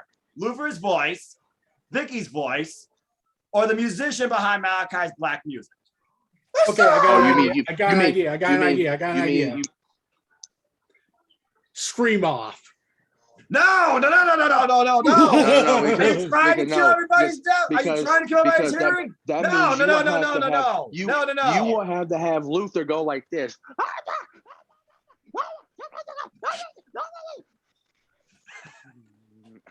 Oh Lord, we're in for some crazy shit in this battle. Also, I want to bring in some good news for everyone. I know we start off this ATW VIEW with the sad passing and memorial honoring of Daphne and what happened, but I have some good news I want to propose. Oh, please do.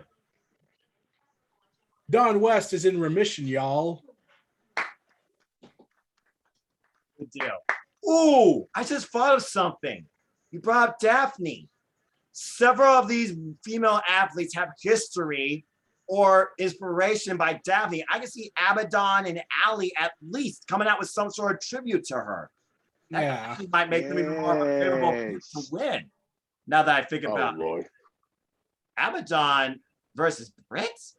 Can that happen right now? Nah. No. I mean, the way that Sheeta and Abaddon was set up was pretty crazy in itself after freaking successful defense against Penelope Ford, and then she came out on the stage and licked the title. The bottom line is this. Abaddon is a future AEW Women's World Champion too, mark my words, and Lord help that entire division. And I would not count out Serena Deeb as well being the Joker, but Ruby Soho does make the most sense. I stand on my case, but the beauty is at least this division is wide open with a ton of incredible talent and competition and potential challengers. And first, I might add, for this champion.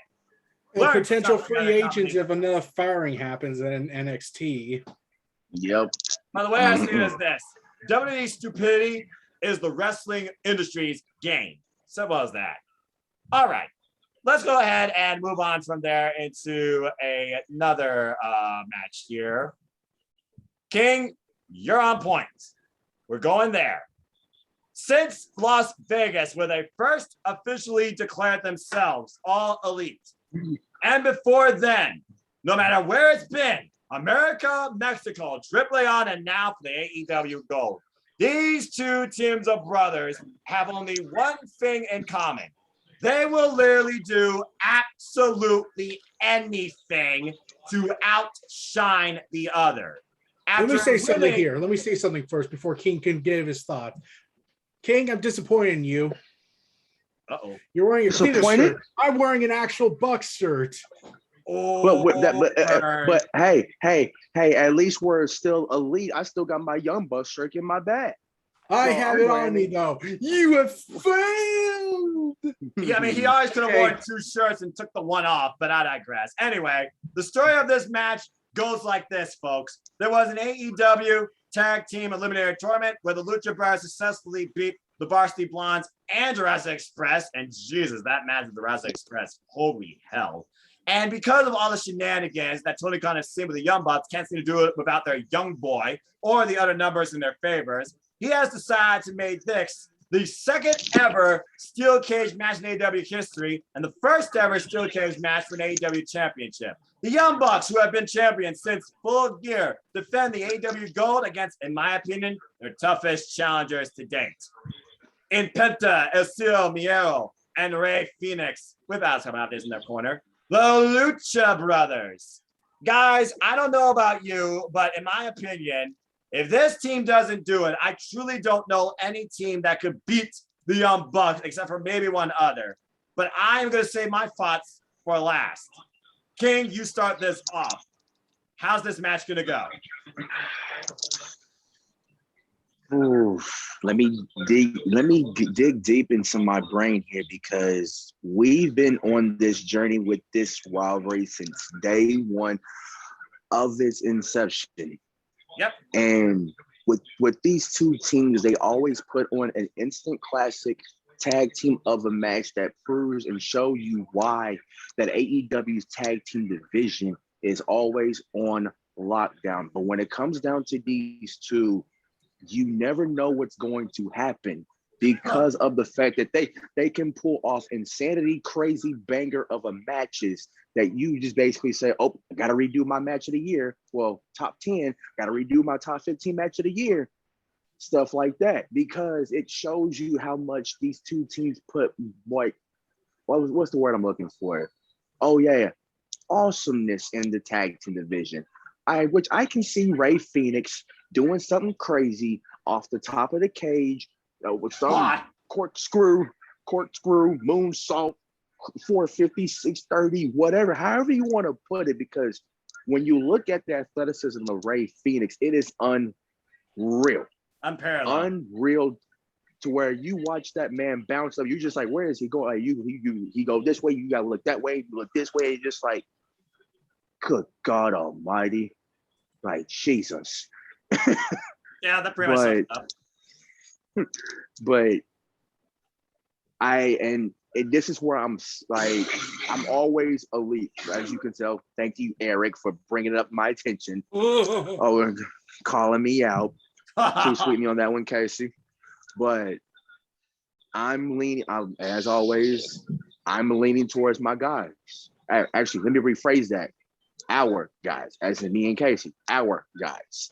I'm leaning towards the Bucks, but elite. And but part of me feels like the Lucha Bros might actually take this.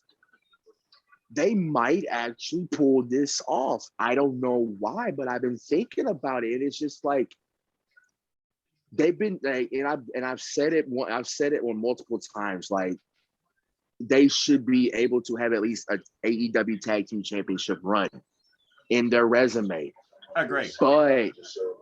But also, if our boys beat the Lucha Bros, who else you got in that tag team division? I mean, listen, we beaten Jurassic Express, we beaten the Varsity Blondes. I mean, FTR, it looks like they may take a long hiatus after Cash's injury, still rehabbing a little bit. Who you got? Look at that! Look at the rankings, man. You got the rankings right in front of you, and like you said, they just beat those teams. They also beat John Moxley and Eddie Kingston at the last pay-per-view. Double or nothing. I just thought of this. It just now came back to me. I was talking with a friend a few months ago, and I really do think if the Young Bucks beat the Lucha Bros in Chicago, Santana and Ortiz got to be next.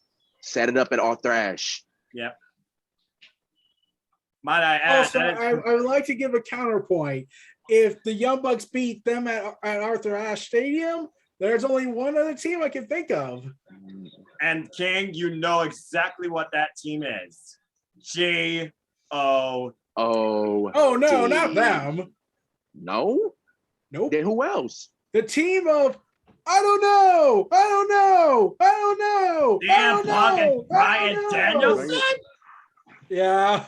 That's a bit impromptu, in my opinion. But I Well, like your thinking there. I like his thinking because Punk was on Oral Sessions, and someone dropped a clip in my feed saying, "I would love to have a dream match with the Bucks title or non-title." And then Renee asked the question, "Who would your mystery partner be?" And Punk asked the question, "When is this episode dropping?" Saturday. Oh, Saturday.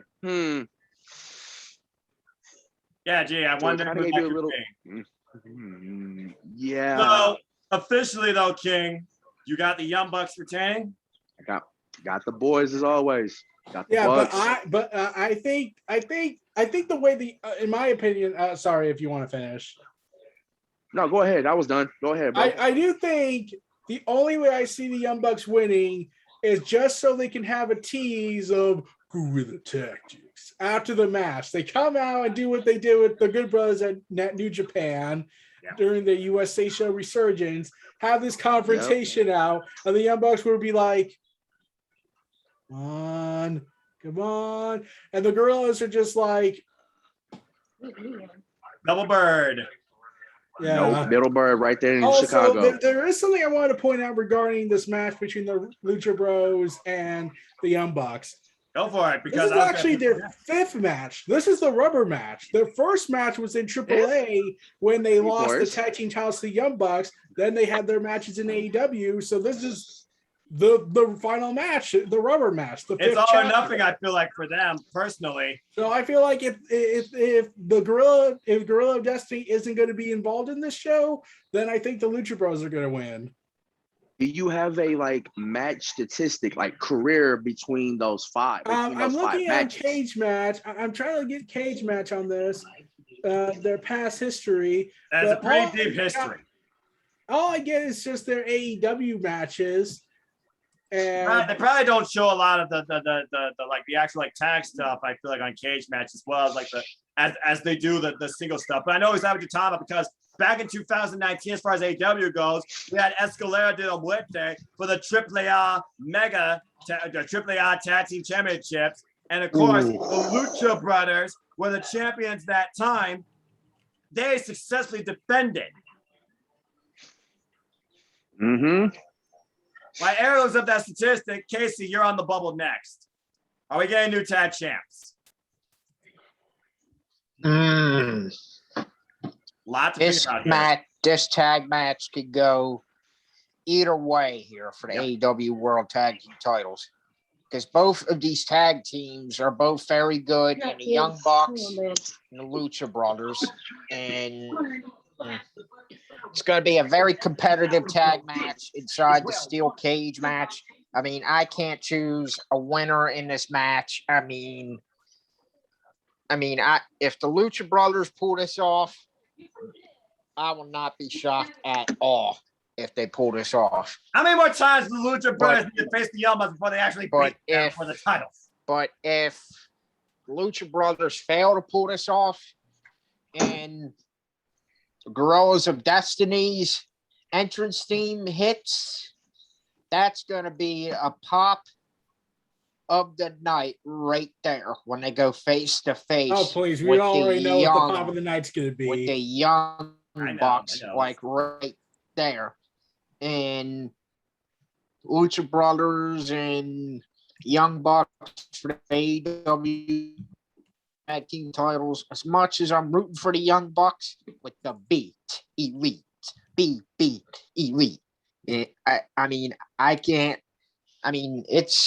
hard to choose a winner. But anyway, good luck to the Young Bucks. Hope they pull it off for the versus the Lucha Brothers. I don't know. I clearly don't know. But anyway, this match could go either way for the AEW World Tag titles because they're both phenomenal tag teams. That's all I got to say. All right, that's fair enough. It seems like you are leaning towards the Young Bucks, so I'll go on with that. So we got two Young Bucks over here, but you guys still are very conflicted. Yep. Again, like you said, there's only been one other match to beat the Young Bucks since being involved in AEW. That is Proud and Powerful. And Proud and Powerful coming off an incredible classic with FTR that I believe, King, you're right. It's going to wrap FTR for a good little while now. And it was FTR that previously had these titles, and the Young Bucks beat them for the titles back last year at Full Gear. Full Gear. The thing is, GOD showed up on NJ turf. That is their turf. At Resurgence, they confronted the Good Brothers, who, of course, have the OG Bullet Club history with the GOD. I get what you're saying about the Young Bucks and GOD and how much history they have too. But GOD showing up in Chicago, I just don't see that happening. So I'm going to be looking at just the AEW landscape here. Bottom line is this, regardless of who wins here, I see the next challengers being Proud and Powerful. So with that outlook in mind, considering the history, Mexico, Latino, all that good stuff, if the Lucha Brothers are champions, or the Young Bucks look to finally avenge that loss against that duo. I've been going at this day and night over and over, and I literally rewatched Escalera de la Muerte Friday. But you guys pretty much summed it up to a T on your thoughts and what you think could happen. And Arthur Ashe is literally a couple weeks away. I am going to say this is all out, where champions are made. Keyword, are made. Doesn't necessarily say retain. I think something's got to give here. I am saying the Lucha Brothers pull the victory out. I just remembered something. What? Beforehand, Santana and Ortiz, remember, they almost beat the Young Bucks for the titles before the Good Brothers. That is very true. Yes. And again, the cage is here to prevent outside interference. And with the height of that cage and no door, good Lord, if someone goes to the top of that thing. Well, Ray Phoenix is guaranteed. Exactly, but that's exactly what I'm saying, because we all know Ray Phoenix is going to go up there. That's what it calls basically. He's gonna kill himself. But still. I just got it. What if he tops Io Shirai's moonsault with the height it is? No. I don't need to see a man break his damn neck. All right, he will have to do 2 rotations before he hits the ground. He might do 3. He could do 3. He could do 3. You know what? He's made of rubber. You're right. Is there a better high flyer in professional wrestling today than Ray Phoenix? I dare someone to name. Dante Martin's it's a close second. He's coming very close. We need Dante Martin versus Ray Phoenix 1-on-1. But I digress. I've said it for weeks. Bottom line is this: we got 3 Young Bucks and 2 Young Bucks, 2 Lucha Brothers. We're 50-50. But I think it's safe to say, is this going to be possibly our match of the night? I think it very well could be. Could be the longest, for damn sure. That's all I got to say about that. All right, let's keep moving on, folks, as we look towards the continuation of this night. And boy, are these matches crazy. Let's talk about a real match here that crosses the forbidden door. We got the Death Rider versus Lethal. Jon Moxley will take on former AJPW Triple Crown champion, former IWGP World Heavyweight champion, NJPW legend, Mr. Cozy Laird himself, Satoshi Kojima. As Jon Moxley literally called out anybody to come to that forbidden door and challenge him. And against whose bell rings, all respect goes out the window. Originally, we thought we were going to see him face the Ace. I think that's a Wrestle Kingdom match waiting to happen. But here we are. Satoshi Kojima recently coming off an Impact run, by the way, where he literally took on Joe Doring, a losing effort. Had some fun other matches and tag bouts here and there with Eddie Edwards. And even before that, he was involved in NJPW, taking on the United Empire. Of course, dealing with Greto Khan and Jeff Cobb. And we also, before that, had him face Kenta this year at Wrestle Kingdom for that case. The losing effort, very strong match. The man's done it all. The man's been involved here, but this is Jon Moxley. He's heading home this Wednesday. I expect one hell of a fight. I don't expect Jon Moxley to declare himself to be in the G1 in victory, but I do have Jon Moxley winning. Eric, your thoughts on this match? John. Enough said. King, anything to add?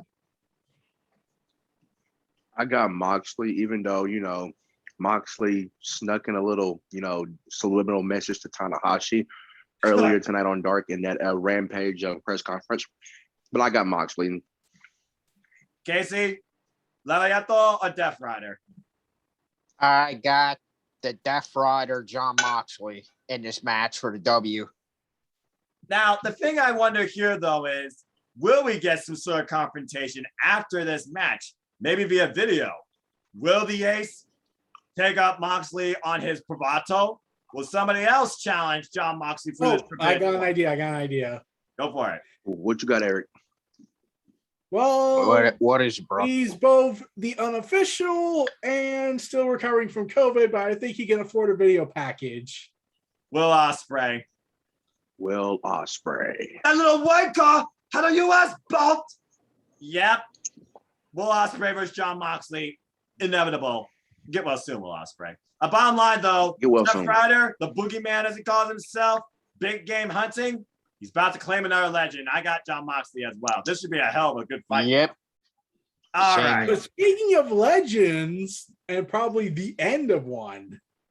Eric, that's why I'm giving you this match, because I'm going to it next. Literally, I talked about AEW being the story of the Hangman. I think now it's safe to say AEW has been the story of Le Champion. And this very well could be his last dance. MJF versus Chris Jericho. And if Jericho loses, he will never wrestle again. Eric, I can talk about the history all I want, but I said I'm giving this to you. Take it away. A story that's been going on since 2019, to the point that they even addressed the promo joke of everyone's favorite favorite past wrestler and bringing him Juventud Guerrera. But Moving food. yeah, and then even involving Nick freaking Gage Good and his God. iconic pizza cutter Good from Lord. Domino's. Not coincidental at all, I'm sure, but continue. Yeah, but I'm gonna say I got two big predictions for this match. Go for it. MJF's gonna retire Jericho, but Jericho's gonna have the last laugh in this. And how is that? How is that? Yes. Brian Danielson. Yes. Yeah. And running knee to Brian Danielson, and Jericho does the Judas effect, and Brian Danielson running knees MJF at the end. And the ultimate pop of the night. But you got Jericho officially retiring. Yes. Damn. Casey, ever since their light banter back in 2019, and when MJF was Cody's best friend, he and Jericho have somehow always been involved with each other. He invaded the inner circle, literally tried to strip him inside out, built his own, and literally took Jericho to the limit at his own game. Literally making Jericho go through hell and back in a losing effort, and now Jericho literally is in the same situation he was in 2019. He said he must beat the Hangman. He did to become the world champion. Now he says he must beat MJF, but this time he's putting everything on the line. Is this Jericho's last wrestling match? Oh God, I just thought of something. Before King. What is it, Eric? Okay. Let's do a callback. MJF wins.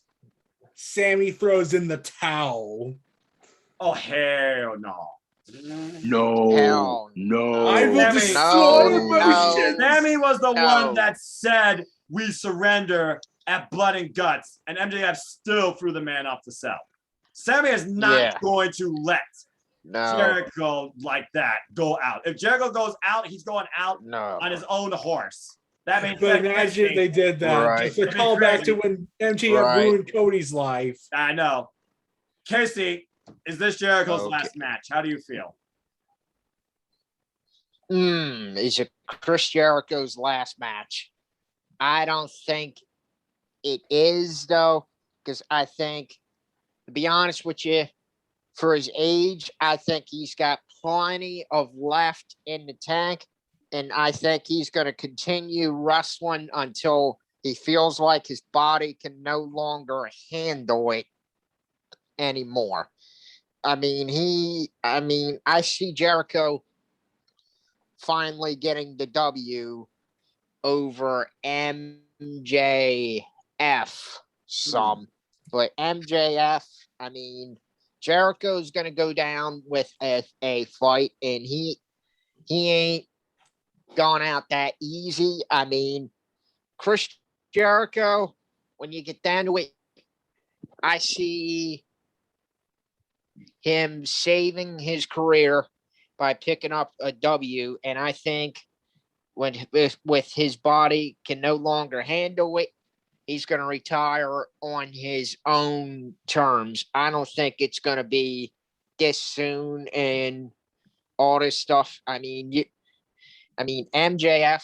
I mean, I wouldn't put it past him. The guy's a great heel character, but I see MJF taking a loss here with the Judas effect by Jericho. I mean, the Pinnacle, I can't see Warlow and them getting involved because it's going to be strictly just Jericho and MJF. I mean, One-on-one. I see Chris Jericho winning this one, to be honest with you, because I think he's got plenty of left in the tank, and he's going to retire on his own terms until his body can no longer be able to handle it. That's how I see Chris Jericho winning this match, because he's going to frustrate the shit out of MJF, and Jericho's going to outsmart MJF in the end to get the win here. Jericho's going to know MJF's tricks by now, and I see Chris pulling out the W over MJF because he's got plenty of left in the tank. He ain't retiring just yet until unless Jericho wants to go out on his own terms, but I don't believe this is it for Jericho. I mean, Chris will go out on his own terms unless he does.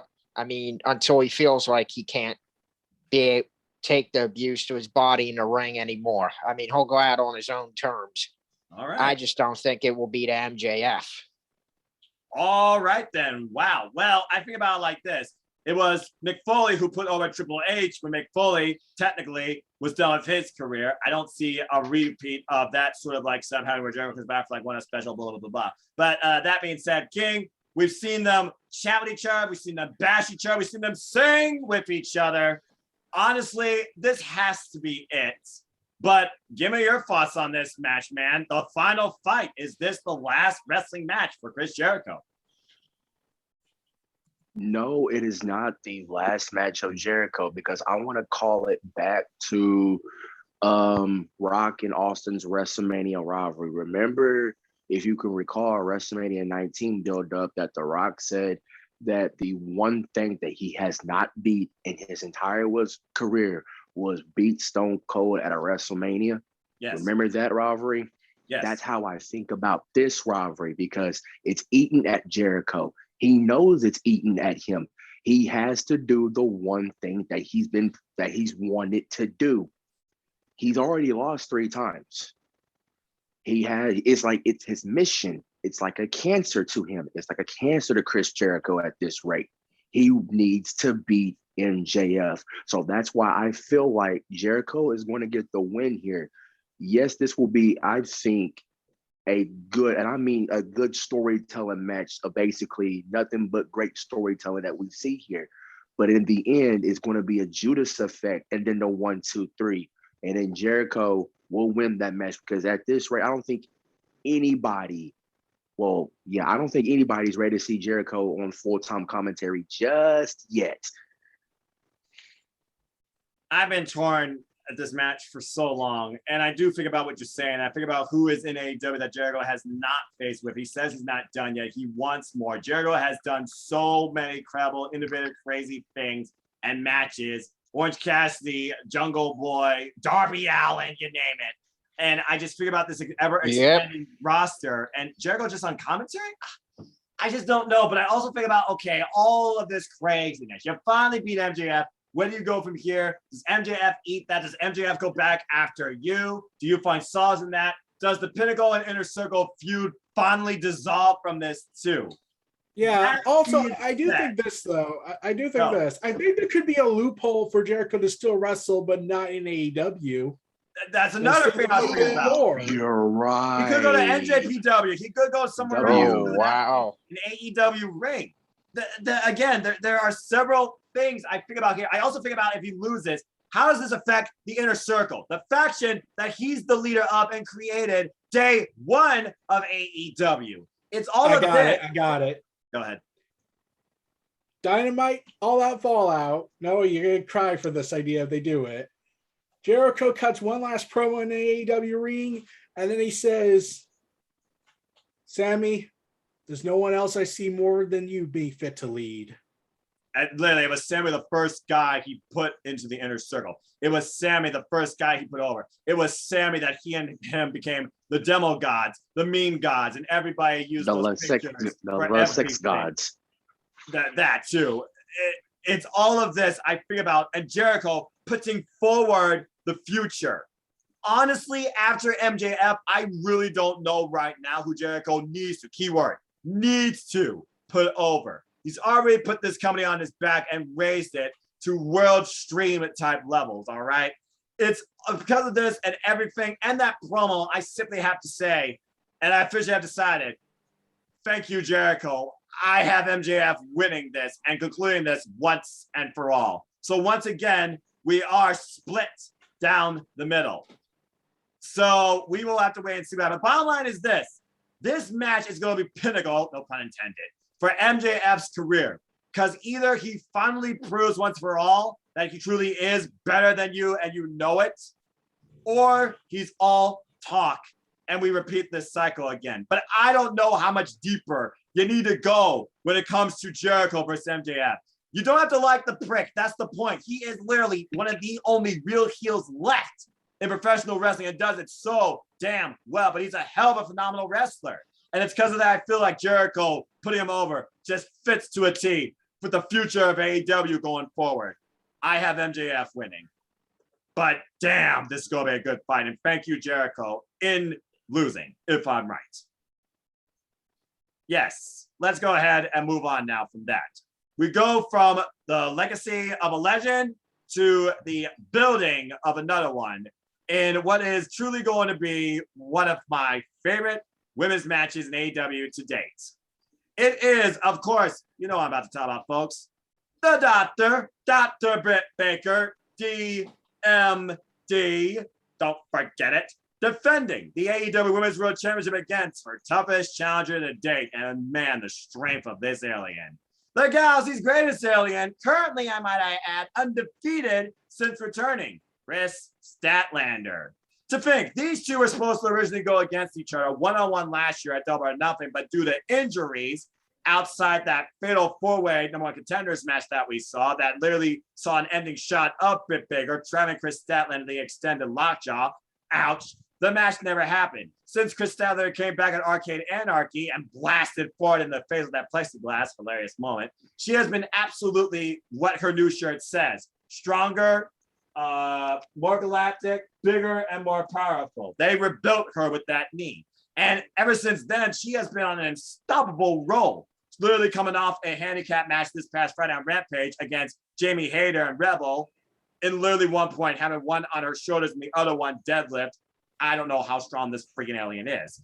But Britt Baker, she literally has become that shining top star in the entire women's division of AEW. One of the top stars overall in All Elite Wrestling, let's be honest here. With Tony Schiavone's constant friendship and influence for her promo work and her continuous, relentless work ethic, finally beating the longest reigning champion formerly, Hikaru Shida at Double or Nothing after a year, culminating in the era of DMD. Successfully 2 title defenses now against Nyla Rose and Red Velvet. We talked about the Casino Battle Royale earlier. All of our matches talked about first times ever against the Doctor. But we also know now how much Dr. Britt Baker's offense has really adapted to the other wrestlers in AEW as well. Chris Statlander did a freaking submission.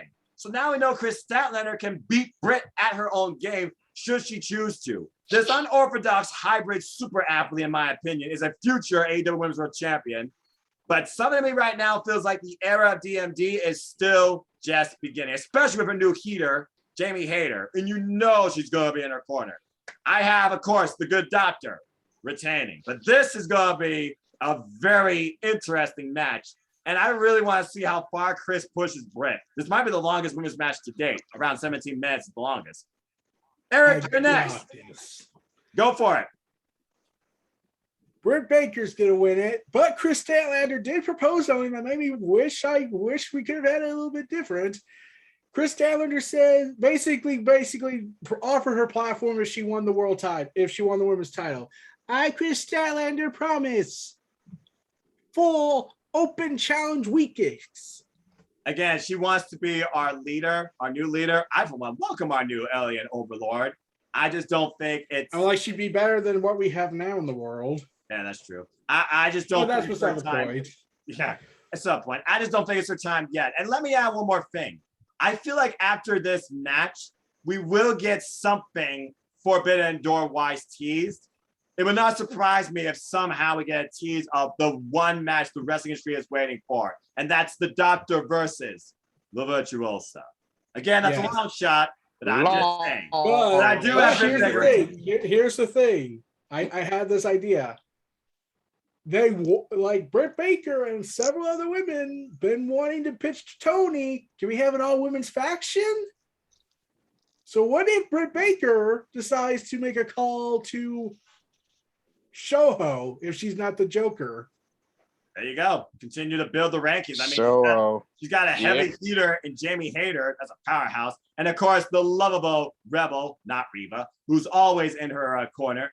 Get well soon. But regardless, right now, Britt Baker is just too far over, in my opinion. I don't see her losing this title. Yeah, she's way too over. Like I said, I see it happening next year when she drops the title to Thunder Rosa. Yeah, if it's not Thunder Rosa, in this order, Thunder Rosa, Chris Statlander, or Ultimate AEW build, Anna Jay. No. Here's what I think. This is what I said. And Thunder Rosa liked the tweet. So I have back on this. Ooh. It's gonna be first it was Rio, then it was Nyla Rose, then it was Sheeta, now it's Britt Baker, next is Thunder Rosa, and then after that is Ty Conti. Oh, I love that. Ty Conti is and Thunder Rosa liked my tweet. Therefore, I win the debate. Everyone. It is out of here. Well, why don't we go to the biggest Ty Conti fan I know in ATW? King, you're next. Your thoughts on that future, but for now, is Britt Baker retaining? Of course she's gonna retain, fellas. I mean, like you guys said, she's way too over with the crowd. I mean, yes, they're gonna give us a very good match, but Britt is just too over with any crowd, any city that she goes to. She is just too over. And the fact that she's just a good champion, and then next year we're gonna have Thunder Rosa and then Ty Conti, like Eric said. Sign me up for it. Sign me up for it. I'm down with that. But as far as tomorrow night go, I got Britt retaining. There you go. Again, Casey, Chris Statlander, she has been absolutely incredible. But honestly, I've been waiting for her to feud with somebody that's as overdosed as her. I want to see her feud with Abaddon. Maybe that could be a direction they go. But your thoughts on tomorrow night? Do you got Britt Baker retaining over the Galaxy Space Alien, one way or another?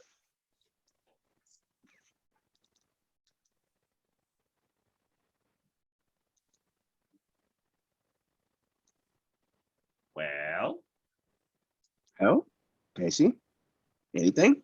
Technical difficulties. Casey. Yeah, all right. There we go. All right. All right. I was waiting for the all right. Go for it. All right. All right. That's his phrase. And he's frozen. All right.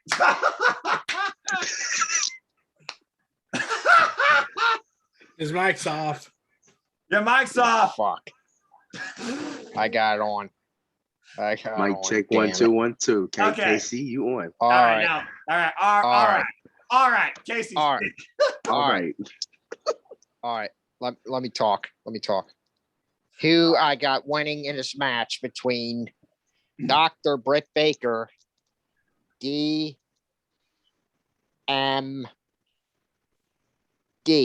Don't forget it.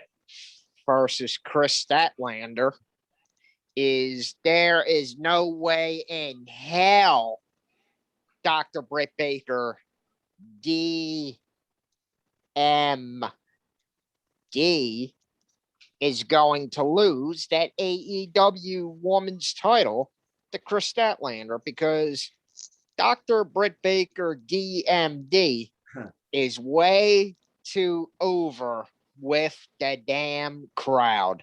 It is too early for Chris Statlander to win that AEW Women's title. I mean, it's not Chris Statlander's time yet, but I believe Chris Statlander is going to bring out a hell of a match in Britt Baker, because Chris Statlander is going to be Britt Baker's one of her toughest challenges yet. Yep.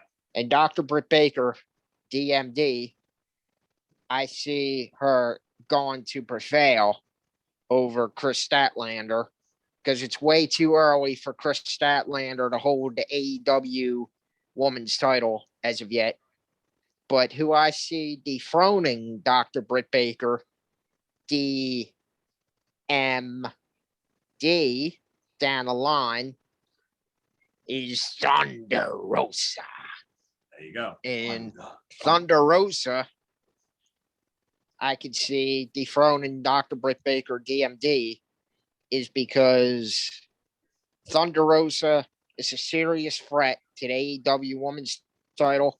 And if Thunder Rosa wrestles for the AEW Women's title, I got Thunder Rosa winning that one.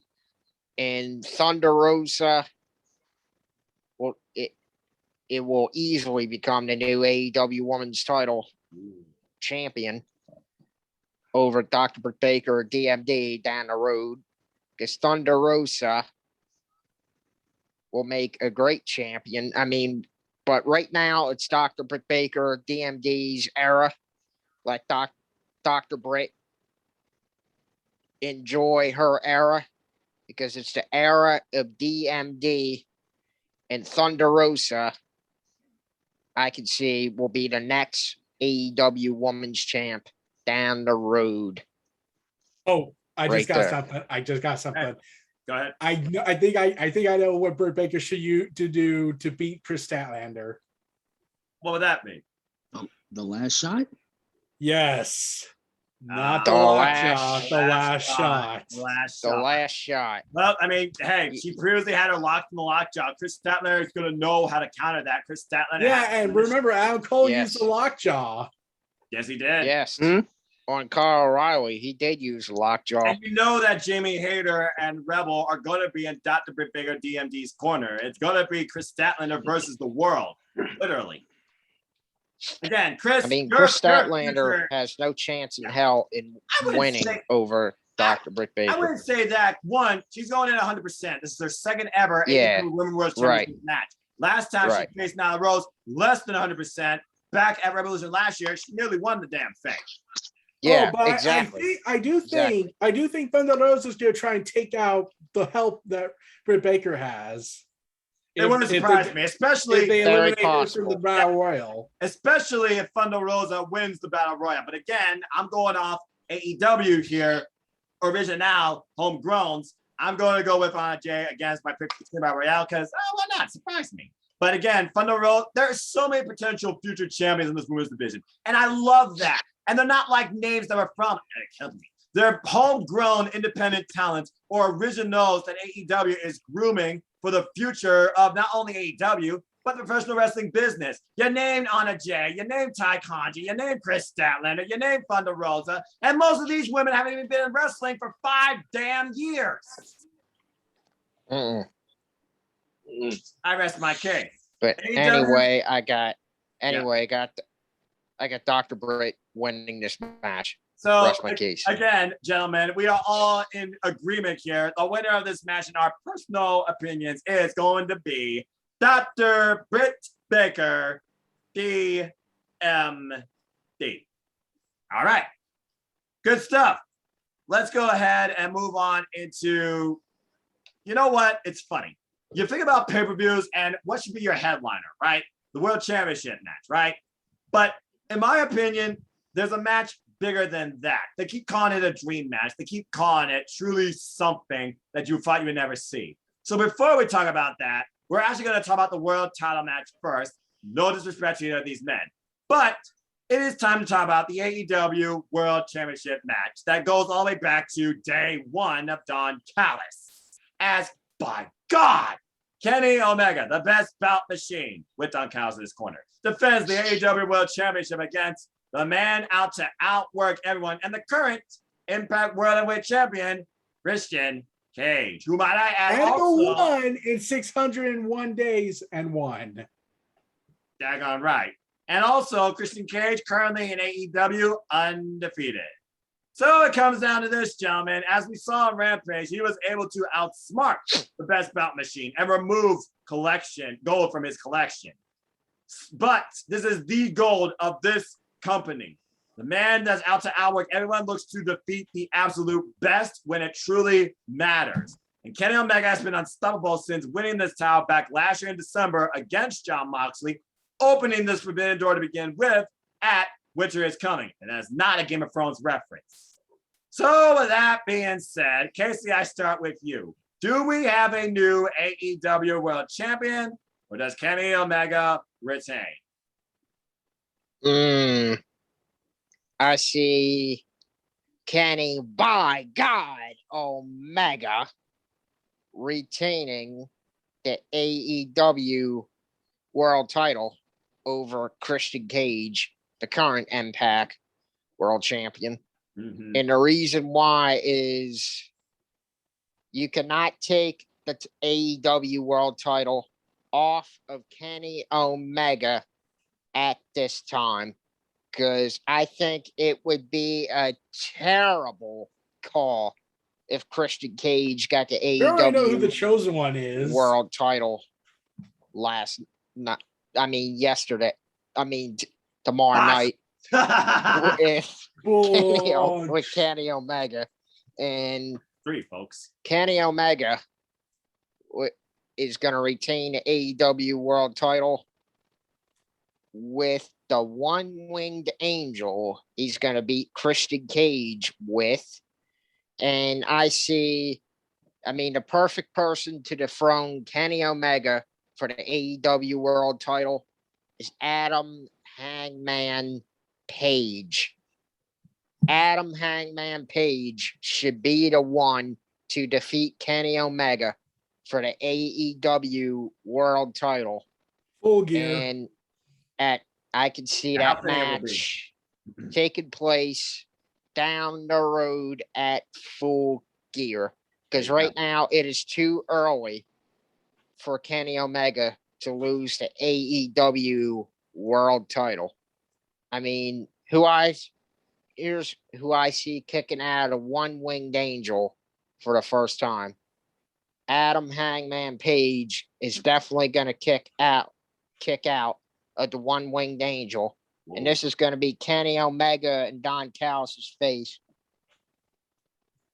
Oh, especially for Kenny, because remember, there's only one other person that's ever kicked out, and it's his brother. Kota Ibushi. Yeah. Right. And Adam Page, I see, is going to become the second man to kick out a one-winged angel. But I got Kenny Omega retaining the AEW World title tomorrow night over Christian Cage. Because it's too early yet for Kenny Omega to lose the AEW World title. Adam Page should be the one to defeat him for the title.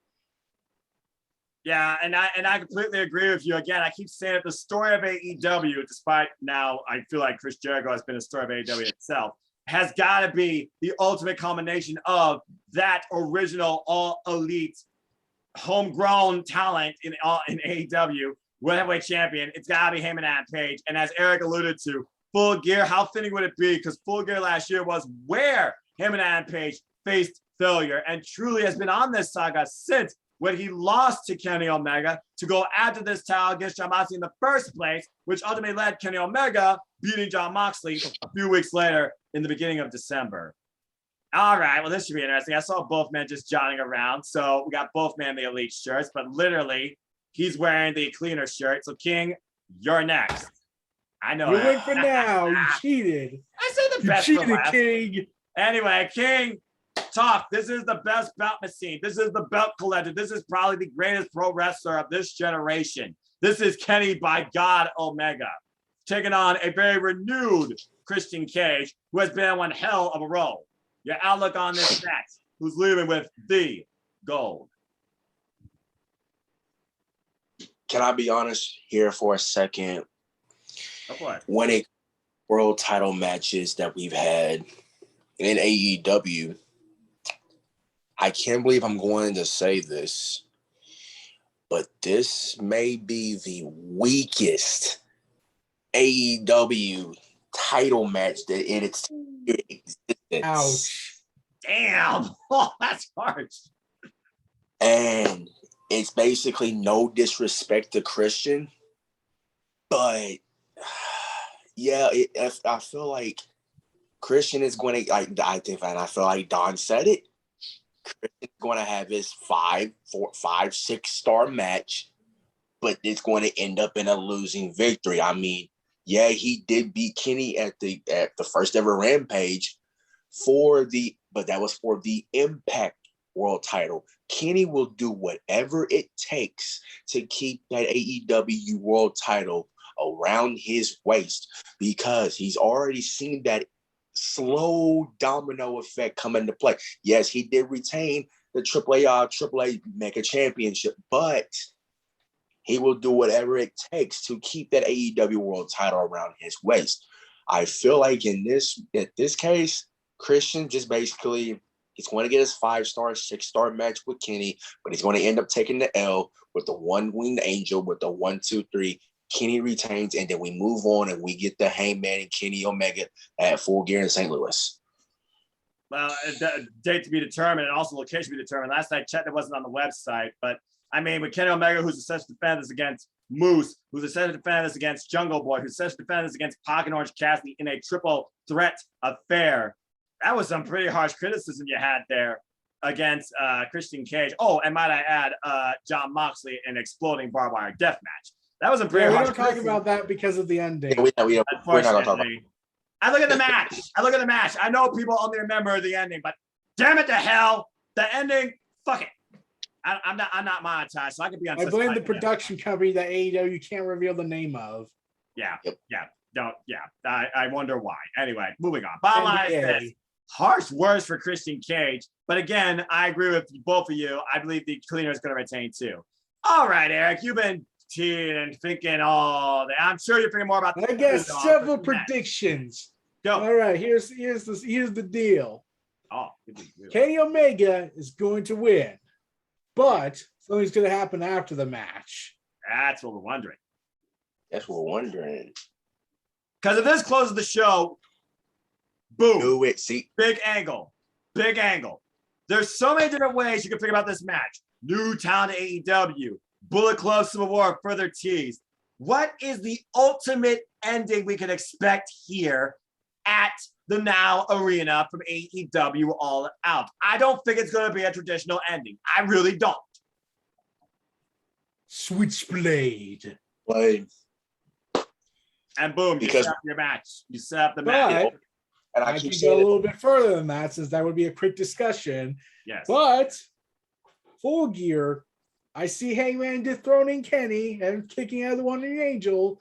And after Hangman celebrates and goes into the back having a party with probably Adam Cole and the Dark Order, getting drunk, the Elite look at Kenny, walk out on him.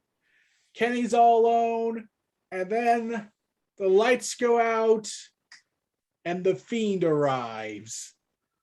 Ooh. Ooh. I thought you were going to go with a white light like Kota Ibushi somehow. Nope. Just talk to him. Oh, You went or the some- opposite way. Let him in. But The Devil. No, Don Callis will save him from that. But again, is No. Eric predicting the future or fantasy looking at reality? Oh, you want to know how he should show up? Like how What? Kenny Omega calls himself the One-Winged Angel, aka Sephiroth. Let's have Bray Wyatt descend from the arena with black wings, call himself the Fallen Angel. oh my god, And you just The Oh. Fallen Angel versus the One-Winged Angel. there you go. The ultimates in Damn. the Battle of the Angels, man. Again, that's Damn. an anime movie waiting to happen. If I not, call it Yes, the War it in is. Heaven. The War in Heaven. yeah, In on heaven. Earth. I Bottom line, like But the bottom line is this: we are in for a hell of an angle, I feel like, towards Full Gear, where ultimately it could be Kenny Omega's last championship affair. It is where the tag team titles changed hands and the Young Bucks gained the gold. So as the Elite gained gold last year, the Elite loses gold this year at the pay-per-view. I think that'd be a fitting storyline, especially because right now the Hangman, of course, we thought he was going to be in this spot.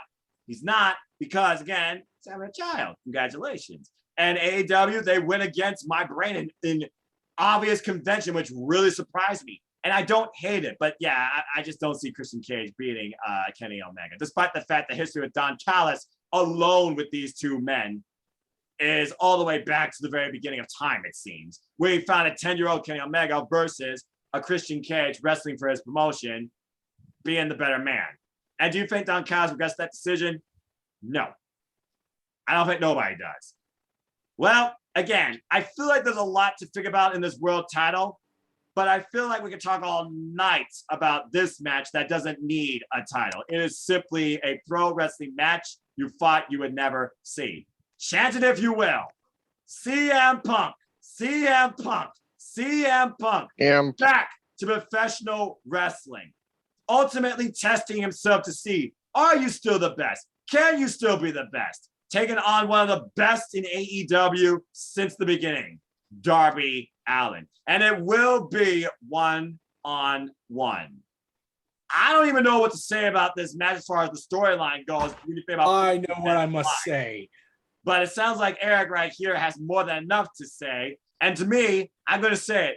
This is the biggest match on this entire pro wrestling card. I am not going to say some anything. things to say, and I will say it. You got something to say? You all had ATW VIEW without me regarding the CM Punk talk, and I still protest not watching it. I can't just for the hell of it. Yeah. But I dubbed CM Punk's return as the end of the rebirth period of wrestling, and we are now in its reign. I think that testimony by CM Punk is enough said, but continue your thoughts. But I think CM Punk's going to pull the win. Darby Allin's been built up enough that he can take this kind of loss. I even kept advocating that Scorpio Sky and Ethan Page should be in him and Sting. Like, that's how protected he is at this point. Agree. I agree. But you got to factor Sting's involved. If it's not going to happen with MJF, he's got to call in some reinforcements for Sting. Yes. I feel like Bryan Danielson has to show up at some point during this night. And again, all I can say is this is CM Punk's trial by fire. He either wins this or he officially, in my opinion, I feel will truly say to himself, I'm retired. Because again, this is a professional wrestler's return to professional wrestling after 16 years. And he's after going he after retconned sports entertainment out of his life. And he's going after somebody where he felt like if he was 15 years old, this guy would be his favorite professional wrestler. What Darby Allin says, he believes he should be the last versus the first, and he believes he knows what he needs to do to beat CM Punk. And might I add, this past Rampage, he did a fucking Pepsi twist. All right? We finally saw CM Punk do a GTS. That's it. Yeah, that was fun. In itself. Go ahead. But you gotta remember, all you had to do to sell this match was just reference Punk's nickname, and you sold out the entire arena for the first dance. Hey, let's just do some references. Like WWE is like, we will sell out Madison Square Garden, we will sell out WrestleMania with multiple matches announced, high-profile names. We'll sell it with an impressive build, or we suck at it, but we still sell out somehow. Whereas AEW's like, okay, we got a couple of references in. Tickets going to sell now. We sold out. Okay, that was quick. We're done, everyone. Call it a day. We sold out before we did any build. You gotta remember, they just sold the show with just references. They didn't have a match announced until the last minute. And the matches that were announced was literally the Rampage and just the dark stuff people saw live that we just saw. All it took was a reference. That's how important this man's identity and connection is to the fans of professional wrestling. Also, I think felt- WWE helped with the publicity with Roman Reigns' needle move comment. we have not felt a moment like this in professional wrestling since I don't know when. And I will cherish that forever. The fact that Alexa's there live, I still hate it. That being said, again, if CM Punk doesn't win this match, you might as well be fully retired. This is your ultimate return to pro wrestling, my friend. Good luck. I picked CM Punk to win. Yeah, but I don't think CM Punk would retire if he lost. I think he would retire if he sucked in the ring. Well, I guess that's another thing, because so far we saw a few punches in GTS, and he has not done anything different. Still simply works out on a treadmill, playing video games. And we saw him sat in an octagon with Malachi Black. Enough said. Yes. Bottom line is this, CM Punk, you damn sure better win this match. Casey, your thoughts on this dream match? What the hell do you expect? All right. CM Punk versus Darby Allin. All right. CM Punk, right?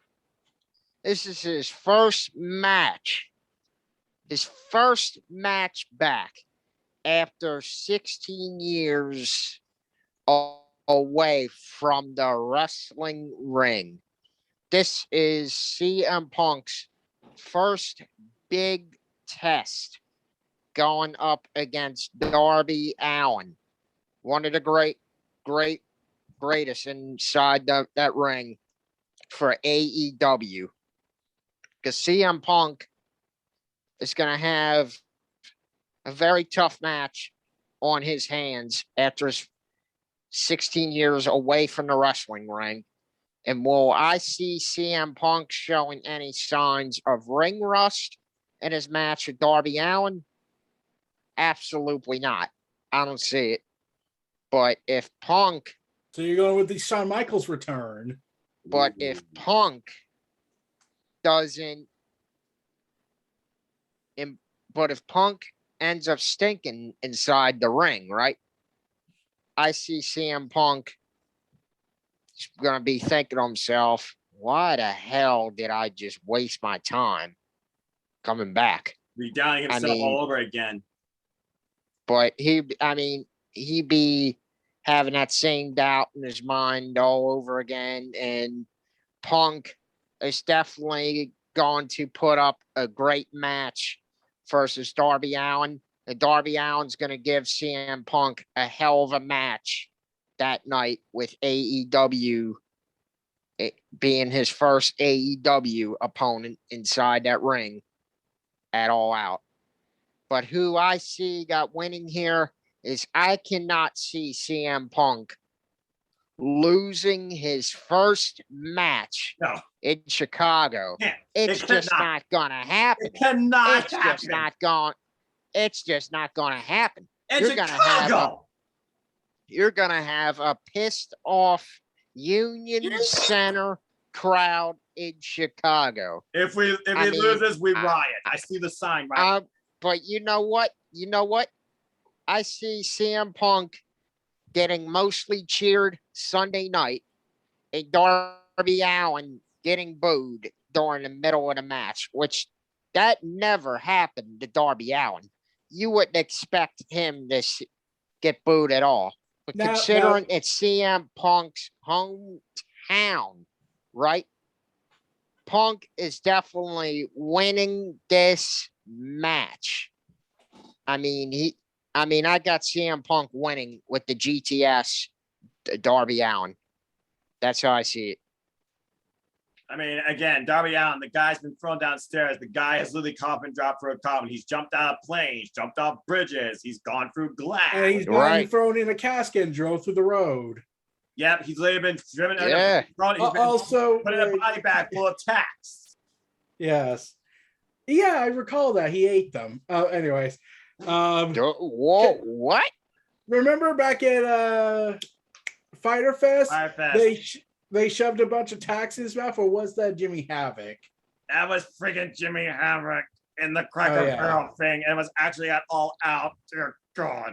Oh, yeah, that's right. Damn. Okay. But I don't think Darby Allin will get booed. If anything, I think we're gonna get Shield versus Wyatt type reaction. Let's go, Allin. Let's go, Punk. Let's go, You got a Allin. point. Let's go, You Punk. got we're gonna a get that clearly good back point here. and forth chant, that face off. We're gonna get all of that this match without You know what? without a doubt. You know what? You got a good point there because I'm gonna break it down right now. You're gonna see half of that crowd for Darby Allin. You're gonna see half of that crowd for CM Punk, and it's gonna be very split during the middle of that match. I mean, it's gonna be like a house divided in the Union Center in Chicago. Yeah, That's how it's gonna be. That is I got how one. it's gonna I just be. realized I had one more prediction besides Brian. What is it, real quick, before we What? go to the King? Video What? plays. If Will Ospreay's not involved, then I hear your video playing and saying, "You, me, Arthur Stadium, GTS versus GTS." Kenta Oh, was called him out on Kenta. Twitter. Yep, and Kenta right Yes. now is not doing anything. He is MIA. By the way, for those that want to know, there's an all-out fan fest video where the Darby Allin, Jamie Hayter, Britt Baker, Christian Cage, and Mark Henry are literally talking all out. It just got uploaded on their YouTube channel because I'm watching. Yeah. That right. being said, King, this is it. Last match, last thoughts, last talk. Darby Allin, CM Punk. What do you expect? Yeah, called it. Figured. He's gonna tell us a story. As the words of CM Punk said, can I tell you a story? Please. This man left wrestling in general. We want to combine all that. He left in 2014 because WWE was treating him real bad And almost killing him. and almost killed him. To me, I compare it like this, like sports comparison. Let me take it back to, if I want to compare sports analogy for a quick sec, since they're going to be in Chicago for all cities. Michael Jordan led the three-peat Bulls in their first three-peat of success. When you look at it, Punk had a success in his first half of his career. Then he literally went away from pro wrestling. Michael Jordan went away from basketball. He went to baseball. Jordan came back. People doubted Jordan. They're saying, okay, you don't got what it takes no more. You left in the middle of your career. You don't have that. You ain't that same Michael Jordan. You ain't that same basketball player that you once was. And then all of a sudden, he proved all them haters wrong. And he got him a second three-peat. That's how I look at it when it comes to Punk. This is his second half of his career. It's at this rate, it's either you can still go and you can still be the best in the world, or you just proving all these haters right and saying that you can't still go. You not the best in the world no more. You basically all that had that success in 2011 through 2014 when the summer of Punk. At this rate, how I look at it, it's basically you win your match or bust when it comes to these people, these critics. But I want to see Punk win this because we haven't seen this man wrestle in 7 years. And to think we would never thought to this day that CM Punk coming back to professional wrestling was the most memorable moment that I could ever say in my 20 plus years of watching this sport throughout all promotions. That moment made me feel like basically like a kid again. It basically, and just like this company, it reignited my passion. It reignited my love for this sport. And when you see Punk coming back to professional wrestling in 2021 and signed with AEW, that's how you know you got to cherish that moment forever. And when it comes to Darby, like Eric said, he is protected. And I'm going to say this word, like I said in our WrestleMania ATW view. Darby Allin is bulletproof. He is bulletproof now. Might as well. He had his TNT title run, which was good TNT title reign he had.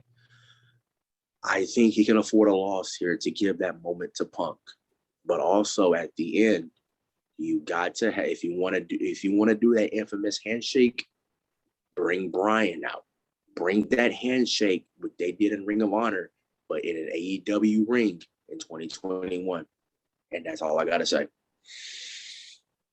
Damn. Good shit. Damn. Bottom line is, Very well said. CM Punk, Darby Allin, it is personification of professional wrestling. And tomorrow night, we are going to see a match to remember, and a man is truly going to be tested trial by fire. Is the best in the world still the best in the world? In literally less than 24 hours, we will all find out together. As Darby Allin enters the Lion's Den on CM Punk's home turf in Chicago, while this man literally has destroyed his body and claimed he's half human, this will be Darby Allin's most dangerous match to date, and CM Punk's most important. I cannot fucking wait. That being said, gentlemen, we've done it.